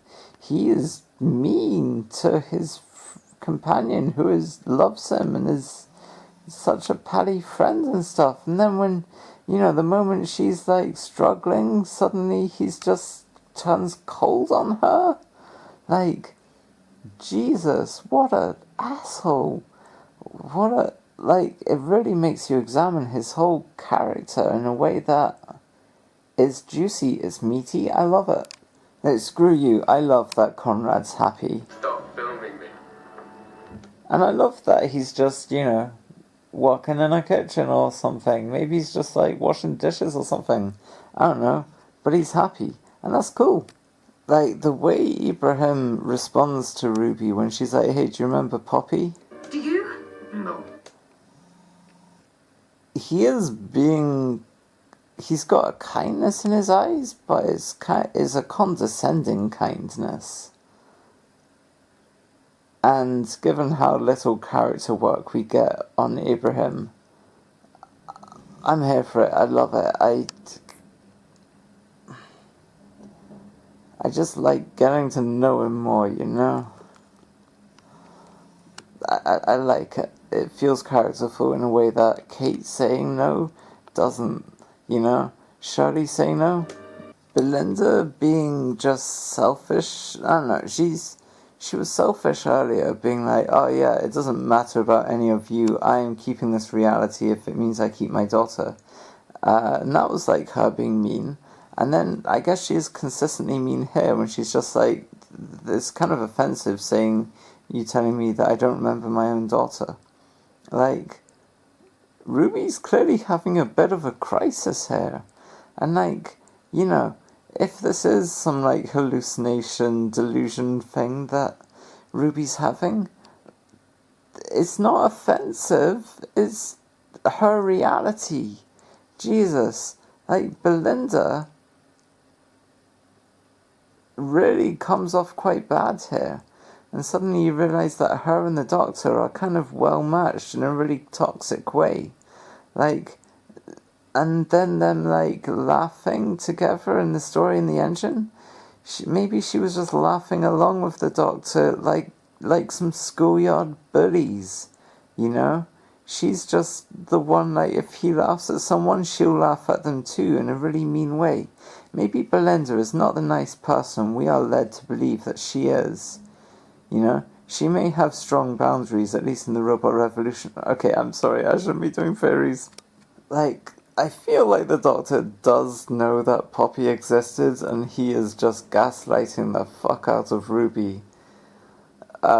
Because he doesn't want to get Poppy back, because it's going to involve him basically killing himself, and he's being shitty about it because of that. I don't know, it's meaty, it's juicy. I like how the Doctor sucks in this. Belinda sucks, and maybe we should stop treating Belinda like she's an entirely inconsistent character. Maybe there is consistency there that we are just not willing to see. Our first impressions of someone do not need to be our only impression of them. Belinda is good and bad. The line with, look, sometimes I think we're all your children, I think is a fine line. I think it's a solid line. Like, it gets flack because Murray Gold's soundtrack suddenly blasts in as if this is the most meaningful, climactic, emotional sentiment ever. The most insightful thing we've ever seen.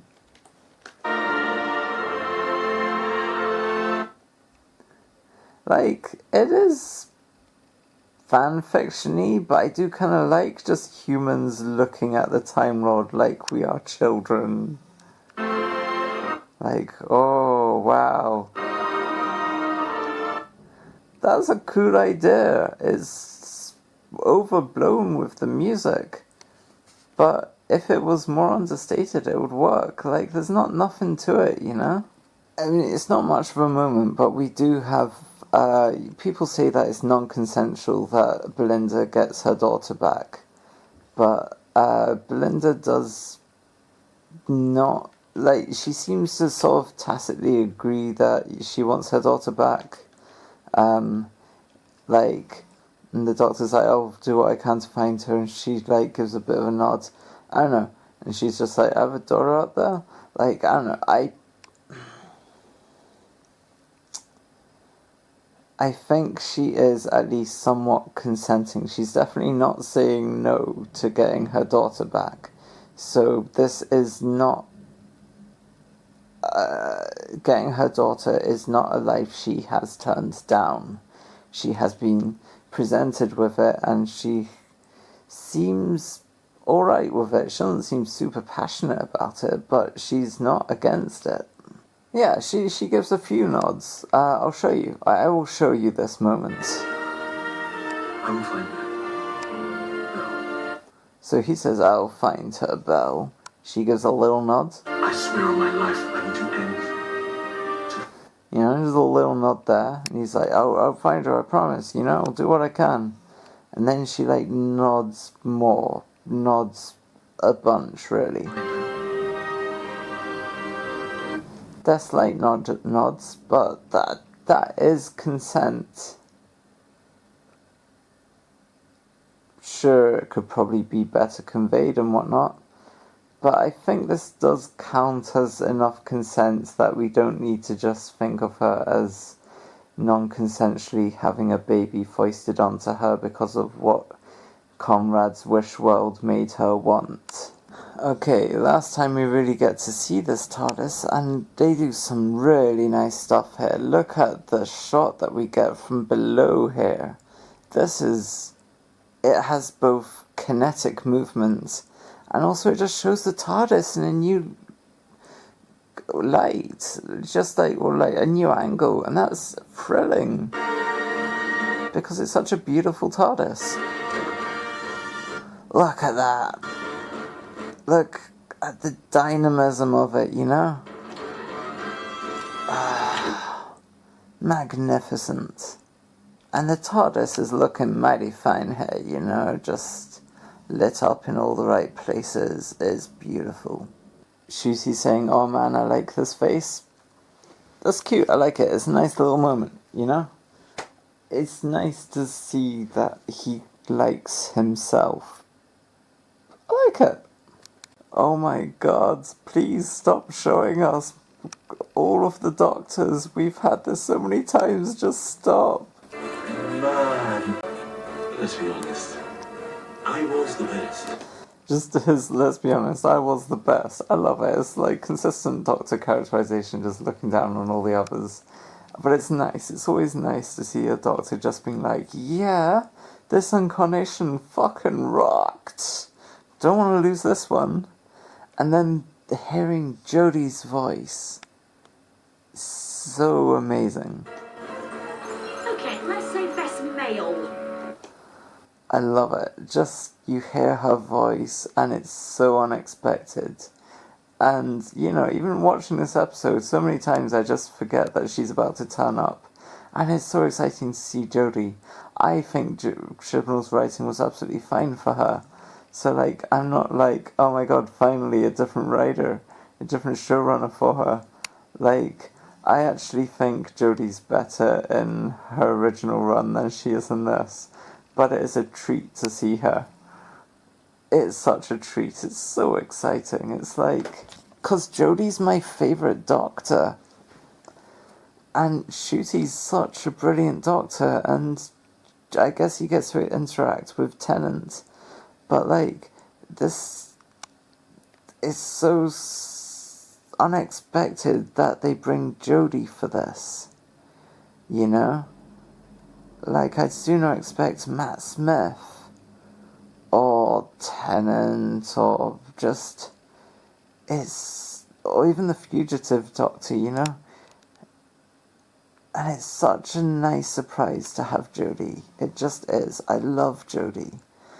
What I don't get why everyone loves this version of Jodie more than usual Jodie. With her big, like, just striding along with her arms out like this, just being like, yeah, I don't know why I'm here, I shouldn't be here at all. Like, it's such good vibes, just flopping her arms around, just the physicality is just so fun. Right, let's have a look at her doing the... How It's great, just her physicality here is magnificent. Her physicality is not what I have the problem with in this scene. Cause and effect is getting a little bit out of order. I do not like how she delivers that. Cause and effect is just a little bit out of order. I don't like how she says little. What? It's annoying. Cause and effect is getting a little bit out of order. I don't know. It feels unnatural, you know? Like when Shruti's like, the Rani. That kind of vibe, it just takes me out of it. It just doesn't feel right.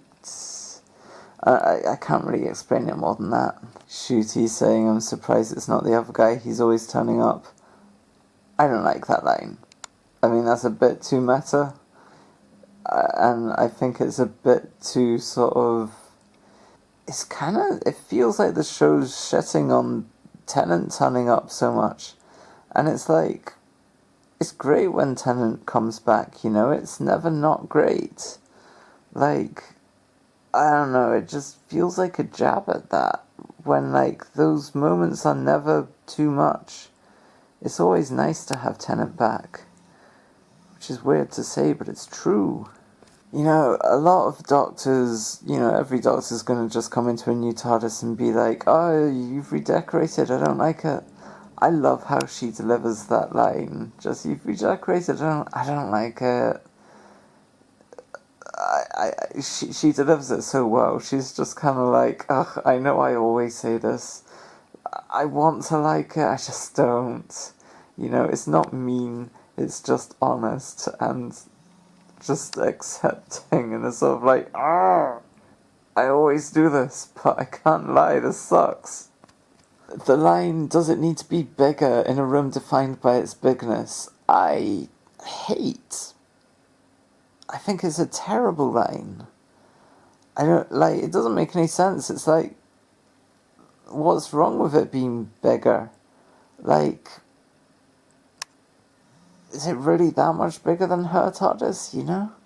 Like, the TARDIS is infinite. What's wrong with it having a bigger console room than your one? You know? It's a really odd line. I can't get my head around why she would say that. It's like, yeah, the TARDIS can do anything. Have you, like, McGann's fucking console room was massive. I guess it was McCoy's final console room, wasn't it? McGann just inherited it. But yeah, like, it's such a weird line, and it takes me out of it. Like, I don't, yeah. I'm so mixed. I love seeing Jodie, and half of the stuff she does here is amazing, but half the stuff is just off. When she says I've been popped out, and she does like a little hand motion to do the pop. I'm neutral on it. It's the thing I always remember from this interaction, though. Let's go and have a look at it. I don't like it. Does it really need to be bigger? In a room defined by its bigness? I've been popped out of my timeline. Like, I like how she does that, you know, it is clear what the technobabble is conveying, so that's cool. Her saying, oh yeah, this time schism on its way is caused by you, and she just looks at him with his face, and that's like, you know, it's kind of fun. I don't know, it's kind of nothing as well. And he's just like, no, I need to shift time, and her just looking at him just like, really?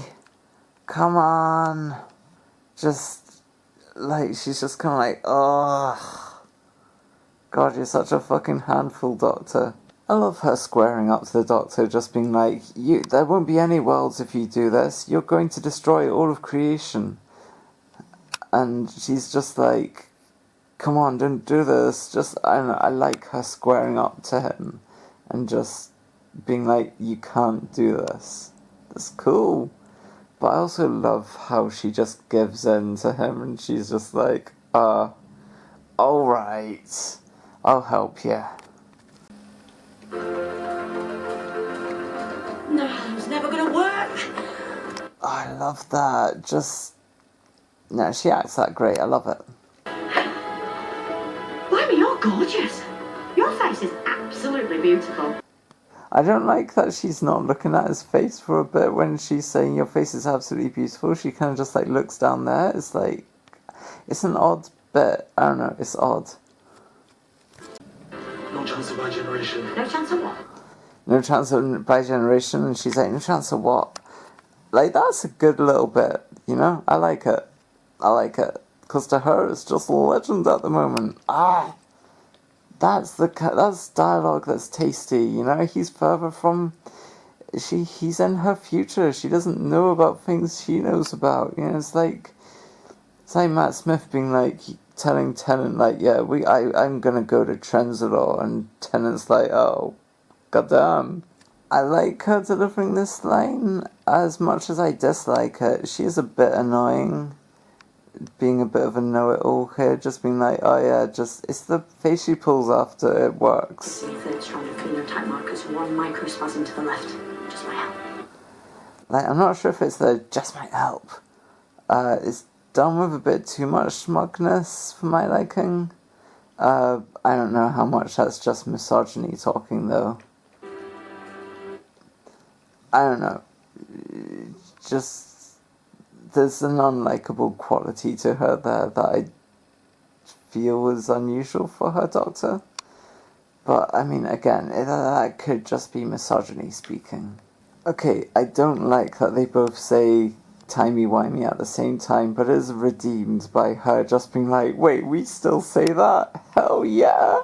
That's great. Yeah, this whole bit where she's just reacting to just, oh yeah, we still do timey-wimey and we never change all these faces. And we never really change. And we never really change. I love it, I love it, I love it. Just her acceptance of this Doctor, they have a connection and I like it. Like, her asking if he's scared in a sort of just like really nice, compassionate way is just really nice. Scared. Terrified. Don't go in fear. And when she says don't go in fear, and you're like, oh my god, she's gonna say go in hope, and that's gonna be such a Jodie line. And then she doesn't, she just like, just go with that big smile, but it's got the same vibes, you know? And it's like, cause like, Chibnall conceived of her as this doctor of hope, you know? This beacon of hope in these dark times or whatever. And it's nice to have that called back to, kind of in a way that, like, you know how, like, Doctor Who was conceived as, like, oh, this is going to teach us things about history and science and stuff, and then it, like, ditches that so quickly. Like, I feel like this Doctor also, like, I don't really get the sort of hope vibes from this beacon of hope from her usually, but like, it's nice to have them call back to it. It just feels like it's like, ah yes, this is the original intention of the character.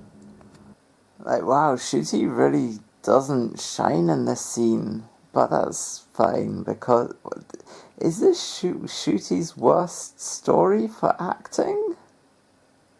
I mean, he's still, like, great to watch, but I think this might be his worst story for his acting, which, you know, he's still good. I still love him in this, you know? But yeah, the way she's like, he's like, oh, I wish we had more time, and she's like, mate, we all wish that. That hits hard. Like, the more Doctors you've had, the more it hits hard, I feel. Just, it's a beautiful, beautiful line, and I love the way she says mate, because that's what the 13th Doctor would say. It's great! And then you hear this sound effect, and we get this super cool, again, like, really unique angle of the TARDIS, and it's just so exciting as the episode just rings out every angle an innovation of like shooting in this TARDIS that it can, because it knows that it's losing it. Oh, cinema. So yeah, when he says I love you to Jodie, and she's just like, I never say that, and he's like, that's why you got me. I know I said earlier, but it is just a bit like, it doesn't flow really, but it is also nice. It's like the self-love that Ncuti gave Tennant when they were hugging. That was so beautiful as just an expression of self-compassion. And this is so much worse than that, but it's still sweet. I love you, Doctor. And just her taken abackness. God, she acts it so well. I love it. And yeah, the bits that annoy me about it are overshadowed by just how enchanting and magical it is to have my favourite Doctor return. You know how Twice Upon a Time brings Bill back?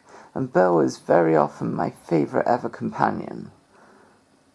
And it's so special to just have those extra moments with Bill, and that's what I get with the 13th Doctor. And I love how this show can do that. Jodie saying I never said things like that kind of hits alright. And Ncuti saying that's why you got me. It just, I don't know. But I think both those lines, it just, no matter how well Jodie performs it, it just feels like RTD's just like, look what I did with this Doctor, but he didn't do it with this Doctor. You can't just have him declare to the entire unit group, oh, I love you all, and then say, I love you, Jodie, and that's somehow, you know, makes up for all the times when he didn't say that stuff, because it just doesn't hit. You need to have him actually say it to people personally. Like, this bit would hit if maybe, like, the unit thing was more personal, you know? Ultimately, it doesn't feel like he loves Ruby. It doesn't feel like he loves Belinda. It doesn't feel like he loves the unit family. It's not even clear if he loves Jodie. It feels like he's just saying this for his own ego, and really it's RTD saying this, trying to convince himself and us that he's done more of a character arc than he's actually done. Oh, it hits when she just looks to the side and is like, I should say that to Yaz, and he says you never do, and it just it hurts your heart. I don't know how I feel about him saying, but she knows. I think it would be cool just to leave it without that, but hey. Apart from goodbye, this is the last thing we get to see of her, is basically discussing Phasmin, and you know what, I am here for that.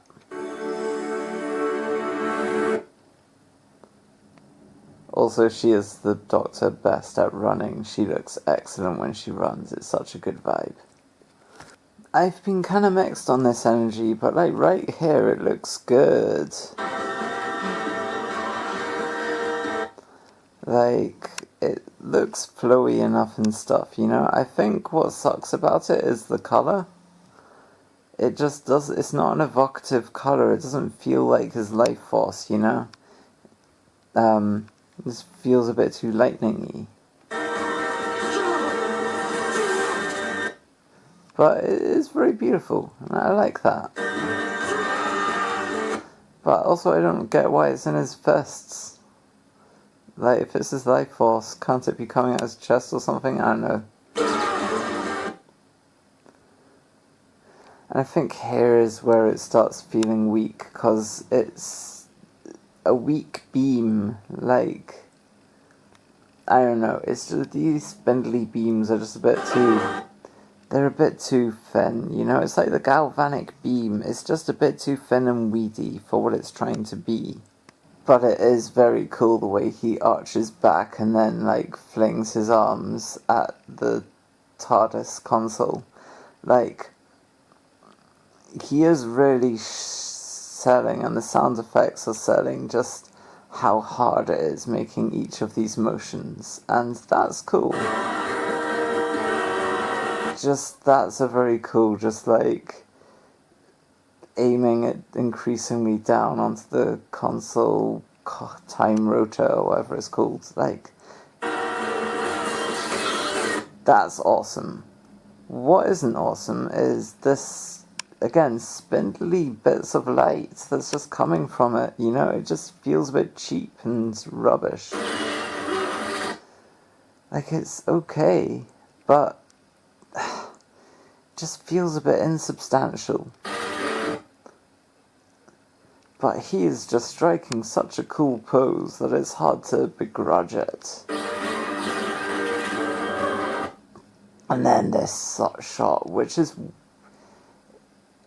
This is absolutely one of the best shots we've ever had in a time vortex. Absolutely inspired. There's nothing more to say about it than just, this looks so freaking cool. What an utterly rad idea. Visually, just mwah. Ah. What a cummy jizzler.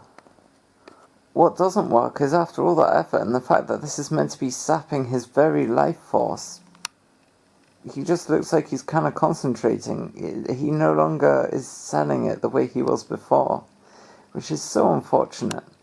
But also the effects that they do for like showing the reality getting smashed up and changing is an excellent effect. Right, check this out. Ah, it's beautiful. And yeah, this looks good, but it also looks a bit naff. But that, just an incredible effect, an incredible idea to do it like that. I love it. And some might say this scene coming up is rubbish. I say, well, like, I mean, yeah, it is a bit rubbish, but I do like going from that big dramatic action scene to just him lying on the ground, and like the shift in tone from just, oh, big dramatic, oh, I'm going to regenerate, all that kind of stuff, and then he's just lying on the ground, kind of inexplicably. But who cares? Like, the vibe, it's like the tonal whiplash you get from going from, like, a Moffat two-parter, from the end of part 1 to the start of part 2, like, you know, like, because he never just, like, picks up where he left off. He always just, like, does a time skip or something, and, like, the vibes are just completely different. And it's a really cool way of doing it, and I like that this does this, you know? It just, as a viewing experience, I enjoy this calm moment, because that's what it is. It's such a moment of beautiful calm. And I love it. Like, it's the music and the lighting and just the camera very slowly spinning round. It's such a easygoing, chill, peaceful scene.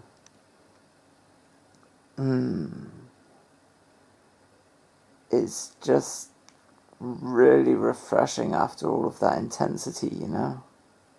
All of that busyness. And then there's just this. Ah, yes. And then we get him looking at his hand with its regeneration energy. And it just looks cheap and rubbish. Like, I don't think it looks bad like Capaldi regenerating looked bad. But when Capaldi showed off his hand with the light, it looked better than this, you know? Whereas this is just such insubstantial, like it... I guess it's very different from the usual regeneration colour. At least it feels very different, you know? It's less orangey? I'm not sure. It's so much... It feels so much more insubstantial. It feels like CGI put on top of his hand, you know? It doesn't feel like it's a part of him emanating out of him. There's just something off about it. It's a shame. But you know what I do appreciate? I do appreciate that they changed it up, you know? They're not just sticking with the same regeneration effect time after time. They do try to change stuff about. And if it looks worse, at least it looks worse trying something a bit different. And I really value and appreciate this for that, you know? It means when I watch this regeneration with this kind of effect, I'm watching a unique effect. It's like with the teleporting, you know? Like they're doing something different. And it's, you know, it's great. Yeah, I don't know. It's weird that he's suddenly just with her at her house. It doesn't feel like it makes sense. Yeah. This is admittedly a bit of a lull in the story, but we've had such an action-packed story that it's like, you know what? I enjoy the change of pace. It has that going for it. Okay, this bit is bullshit. I do not like her saying, oh yeah, because this was always the point. I kept telling you that I have to be here. This was always the point that I need to be here at 7:30 on the 24th of May. Or 25th, or whatever it is. I do not like it how they just gaslight me into thinking that she's always been about this, and like maybe she has always been roughly about this and they just kind of did that and I didn't notice very much, probably because it doesn't really make sense in the context of the episodes. She just kind of lurches into saying that, but like Every time we landed. all of these flashbacks, Doctor! and she just every time she's just like, take me back to 7:30. And this does not feel satisfying. This feels like I'm being gaslit. I'm not sure if I am being gaslit, but I feel like Ruby just being like, wait, what? You know? This is the unsatisfying stuff that I expect from this based on the Empire of Death. I told you, get me home! 24th of May, 2025, I need to get back for Poppy. Never mind, Miami. Poppy's waiting for me. Okay, I like this bit. Never mind, Miami. Poppy's waiting for me. It's a nice line. It feels like it flows, you know, rather than just being like, Doctor, get me back to Poppy. My daughter. Okay, I do actually like how she's just like, my daughter, Poppy. I like how they went back and like redid this. Actually, I've changed my mind. This is a good bit. Will I ever see her again? Like, I like how it's not just her being like, take me back, Doctor. They change a moment and make it about Poppy rather than just being like, oh, it's always been about getting back to 7:30 and just being her in the TARDIS being like, take me back. So, no, props to it for this. This actually deepens it and makes me feel like there is actually a world where this happened. This is a really good moment. Never mind Happy New Year. Whereas, never mind Happy New Year, I want to go back to Poppy at 7:30. Like, this is the rubbish bit. I've got to be home for Poppy on May the 24th. If I'm not back by 7... And again here, and it's like, you know, these bits suck, but there was, as I say, that scene that they incorporated that wasn't in the TARDIS. That was great, and the Lux one too, that was great. 30, I'm in trouble. I can't wait for you to meet Poppy. See, this one's nice. She's not just saying, take me back, I need to be back at 7:30. She's like, I can't wait for you to meet Poppy. That's nice. That makes me feel like this world actually existed. She's so cheeky. I don't know if I like her saying she's so cheeky. I don't know, it just feels boring as a descriptor. Like, somehow it's just like, meh. That's what you have to say. It doesn't titillate my brain, you know? It doesn't titillate my fronds. God, I'm making this sound weird. Alright, yeah, like this whole scene is just underwhelming, and it's like, really, this is this doctor's final moments, and he just gets to be in this underwhelming scene. But there's like nice bits to it. Like, I love getting to know her more. Like, suddenly just the mum appears and it's like, oh, someone in Belinda's life. I love it. You know, they built up her father so much, you'd think the father would turn up. Like, come on, please. Oh, but we don't focus on what we can't get. We focus on what we do get. You see, I have this pain down my left side every time I turn a corner. Okay, so she's like, she's being okay. She's being interesting enough. I don't know, but like, okay, whatever. So you're this person with a bit of personality. Just being like, oh yeah, I want you to bring home a doctor for me. I've got this back pain or something. And it's like, okay. You're not being amazing right now. You're being alright. But then she just does this most characterful, like, ah, ha, ha, ha, that's me, when she hears the car honk, and it's packed full of character, and it's so good. It's like, oh, cool, this is a character I'm really happy to have this time with and encounter, and, you know, just see this person as part of Belinda's life. It's really, oh, that's for me. It's such a sweet little laugh. Gotta go. I've got a concert in Manchester. Lovely meeting you. You as well. Bye, sweetheart. Hi. Bye, puppy love. Bye-bye. So, yeah, I think just that, I gotta go, like, that's enough for me, you know? That makes me think, cool, this is a real person, and I actually would like to spend more time around this person. Shame that I don't, but, you know, that's the way the cookie crumbles, folks.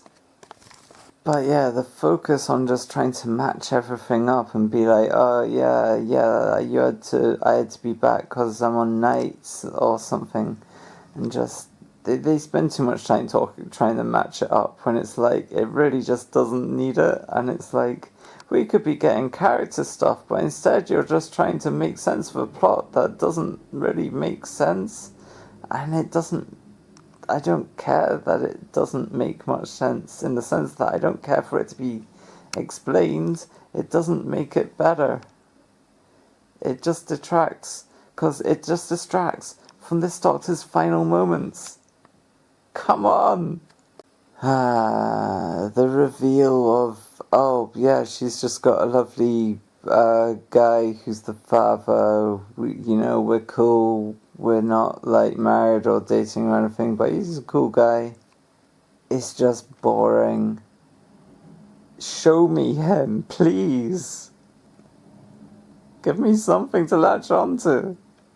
Yeah, I don't like how closed off the doctor is. He's not like, okay, check this out. So Poppy didn't exist, and I had to come on, open up and be like, I kind of had to like fuck myself up. I'm dying here, and like, or just at least say that like, hey, look, Poppy was at one point ours. But like, you say so much stuff that's interesting, and not just saccharine stuff that is just him just being like, okay, cool, looks like I'm entirely unattached to all of this. No more emotional connection here. Like, her saying that she's an uncle doesn't count.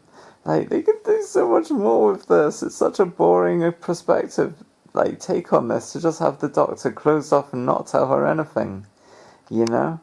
It's just, what a bad decision. Look,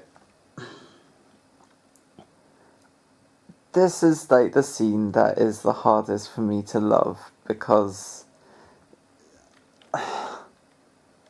yeah, there's so little to it. But I do like how chill and happy it is, sort of, but it is grating in a lot of ways. Him being left alone with Poppy and just being sweet and being like, hey, I can't have children, but I wish if they were, they'd be just like you. That's sweet, that's something. It's not amazing, but you know. After what we've been given in this scene, it's nice to just have something that actually hits in any way. Yes, it's Belinda that we don't really know because she's from a different universe saying, "Oh, you drive me mad," was it? But you're the most amazing man I know. This is just like, what about the Interstellar Song Contest? Have you really not reflected on how sinister he was there? It's like you want her to have more insight into him than just, Doctor, I think you're absolutely marvellous. Like, as empty and emotionally devoid as this scene is, it has some music that's got a sort of sad vibe, and the music does a lot to give emotion to this scene. And, and there's a sadness to the Doctor as well. Like, yeah. Okay, this really sucks. That is sweet when he says it's been an honour. An honour, Miss Belinda Chandra. An honour. An honour, a nightmare, and it's like, okay, cool. An honour, a nightmare, sure. Whatever. And then you want the third thing to actually be interesting, and instead it's the most trite thing. It comes out so weird and false in him. It just, again, it's like him curtsying while saying the Rani. Is it curtsying? Whatever he was doing. Like, it's just, it doesn't feel right. A nightmare. It just feels like he's reading lines off a page that RTD told him to say, without meaning. And a triumph. And a triumph. Trying to give meaning to this thing that gives nothing, and he's not... Like, what Doctor could really deliver that line and make it work?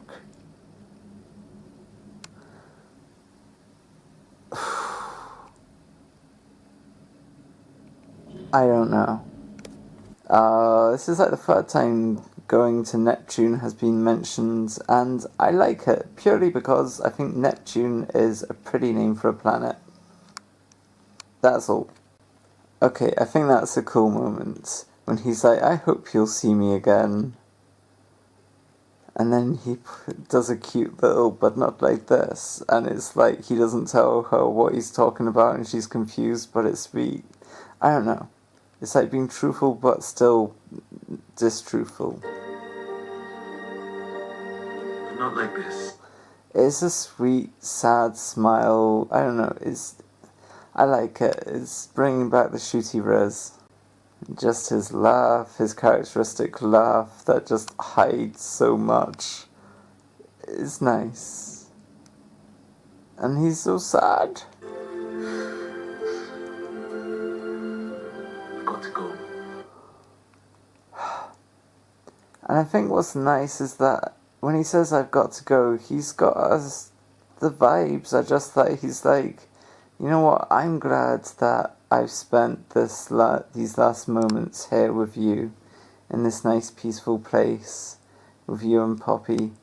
I don't know, for some reason, like, he's not, clearly he's not emotionally attached to them very much, but he still values having been here, just judging by how he says I've got to go, and he's smiling and sad and stuff, and I like that.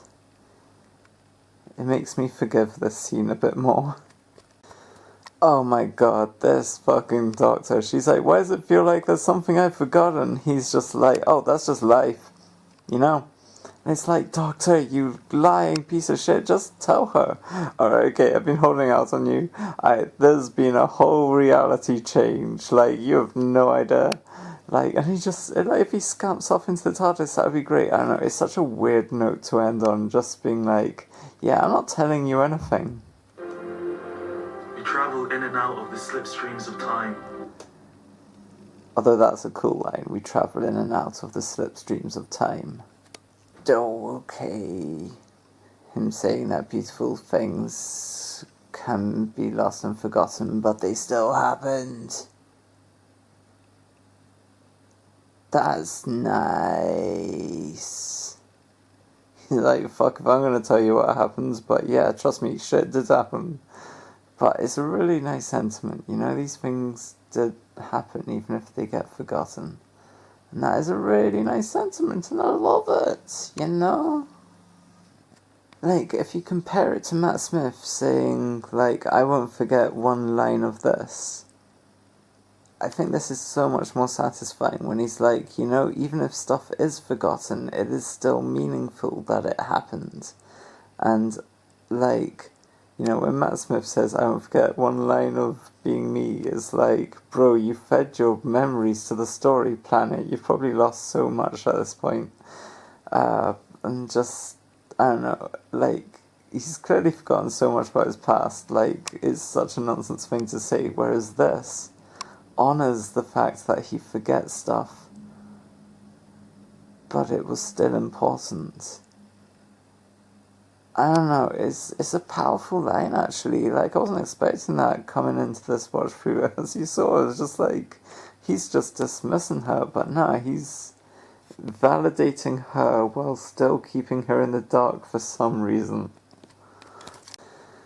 And he says, I think one thing remains. And if he says the Ruby line in 73 yards, where she says, I think after all this time I still have hope, which always just felt like the most trite line ever. I hate that line so much. What's he gonna say? What's he gonna say? Let's see if it's good. I love you. Oh! He's saying I love you, but he's saying it from a massive distance, you know? He doesn't say it close up to them, so it feels so insincere. You know, he says love you as a kind of gotcha, sort of like when he's just leaving someone and he's half out the door, he's like, by the way, love you, bye. Like, it doesn't... Oh! God, how frustrating after such a beautiful sentiment. And then he's just like, better reinforce the idea that I'm actually more emotionally healthy and able to tell people I love them. But he's at a distance, so it just doesn't hit, and it feels like the hand of the writer just being like, gotta make him say I love you to as many people as possible so that they can't say that he doesn't say that. But because he's so far away from her when he says that, and he's hiding things from her, and just ignoring her when she's like, oh, I've forgotten stuff. Like, it does not hit. It's so off and weird. Like when he like goes into TARDIS and like regenerates in front of Joy. And like, this is like, why does he have an emotional connection with Joy? Why is she the one who's present for this regeneration? It's ridiculous. It doesn't emotionally hit. And that's what this feels like. It's just like, it doesn't emotionally hit, it just feels kind of forced by the writer. It's weird. Anyway, I do love this story so much. It's an absolute S tier. The music kicking in here is nice, and it's beautiful, like, being in space here, and you see the tiny whittled TARDIS, and it is beautiful and a vibe. Yes, I don't want to do this alone, but bro, you are. Joy is not... She's a star. I know she's a sentient star. Probably the one in 42. But, like, what? It doesn't hit. But the reason why I'm filming here is because this thing that they do with the lights in the TARDIS as he walks out, it's nice to just have them do one final thing with this TARDIS setup that feels unique and good. The nice sound effects when the lights turn off, ka-chung, is always good when lights turn off and there's a ka-chung. Like, it's never a bad move. And it's so beautiful to see in the TARDIS that's been shrouded in so much light all this time just go darker and darker and darker as he walks off, and we see the TARDIS in a new light in a way, and it's so sad.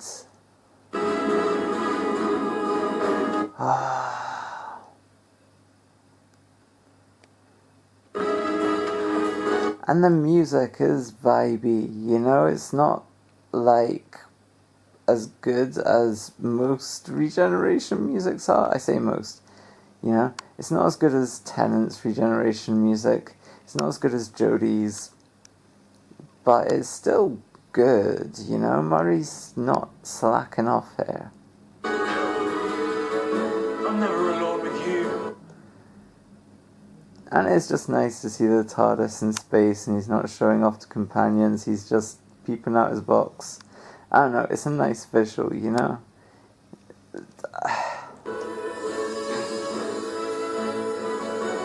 Joy to the world!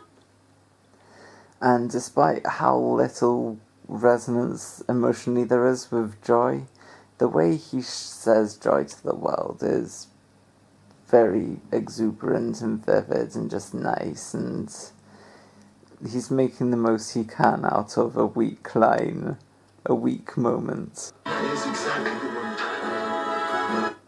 And the way the regeneration energy is falling about off his hands is absolutely beautiful, you know? This has been an absolute joy. And it is lovely to hear Shooty say this has been an absolute joy. I hope he chose that line, you know. It's lovely. I like to think that the actor did choose his line there. It feels genuine, and that's nice. 'Cause he was a doctor so full of joy and exuberance.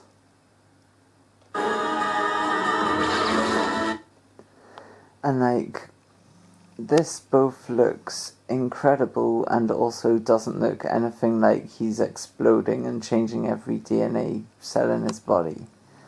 You know? It's so... It's frustrating. It's beautiful, but it doesn't feel like what it looks like.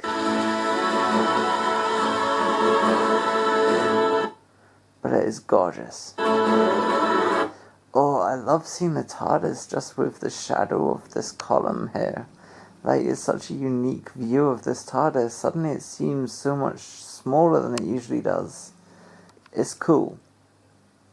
It's cool. Whereas this bit is just a visual phenomenon. The effect is so beautiful. Like, this is absolute peak visual effects. Absolutely amazing. Incredible. Wow. And then you get here, and it's like, it does have a bunch of energy, but it still doesn't look like his body's blowing up and stuff, you know? These bits, suddenly, instead of being like massive bolts of light that are seen from so far away, suddenly they're all spindly, and they're all coming from his chest and hands, and it's like, Right, look, I think the weirdness comes from the fact that it's coming out his clothes, you know, like, hands make sense, although you can, I don't know, it's really kinetic, and it's different from usual, and I love it for that, and I do ultimately, like, I didn't love it when I first saw it, but just the more I watch it, I do just love it, and its uniqueness, and... yeah, spindly though it may be, this is an absolute highlight of the episode. And you are not ready for my reaction to what happens next.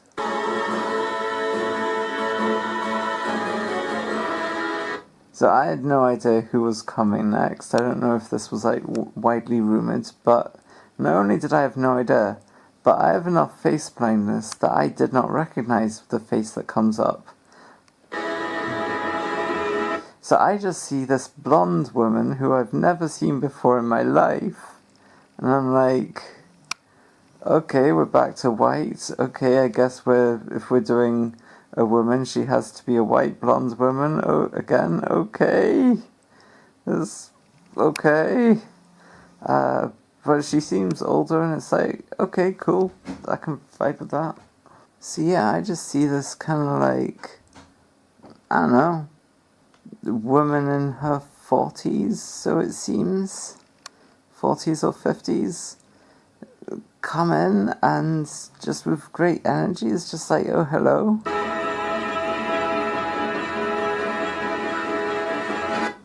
You know, it's like, holy shit, we're getting a woman doctor again, hell yeah. It's like, you know what, I'm here for this. This is amazing. And the way she delivers, oh, hello, is magical. It is, it's magical. It's such... It's so... I don't know how to describe my reaction to this, but it's never not excited. It's such a... And like my first experience of it was just no connection to Rose Tyler. I had no idea she was Billie Piper. And just...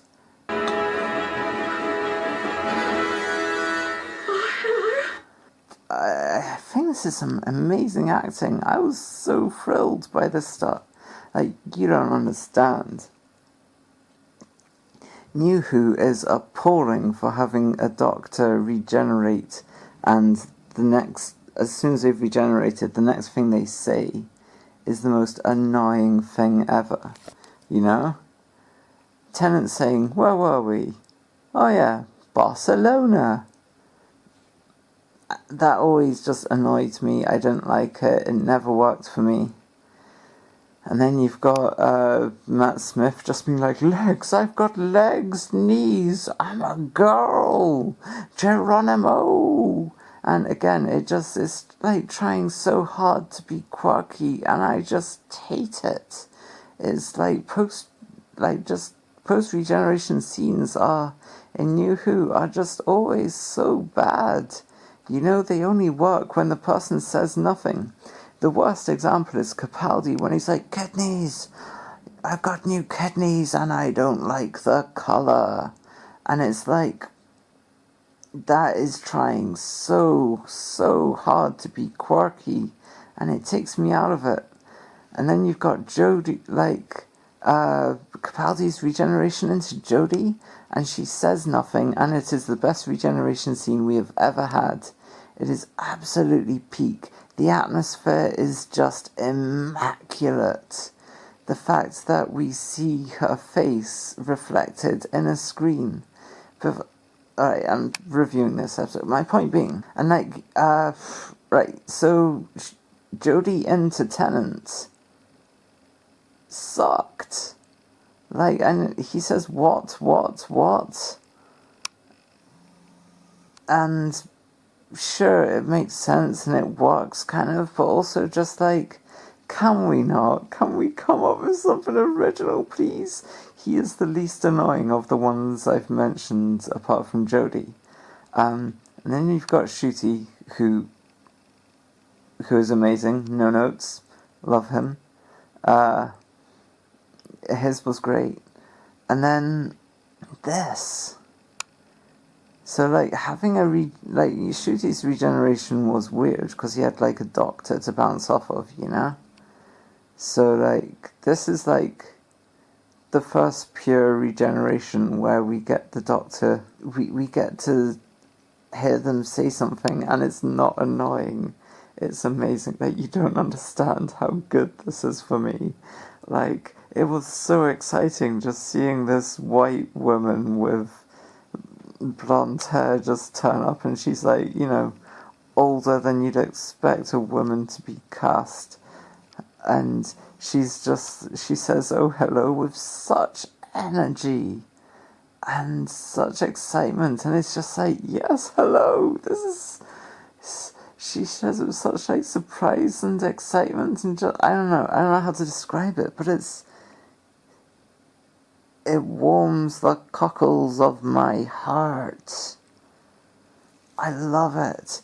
And to hear everyone's just depressed reaction to this boggles my mind. And yes, I am heavily affected by how face-blind apparently I am, that I couldn't tell that this was Billie Piper.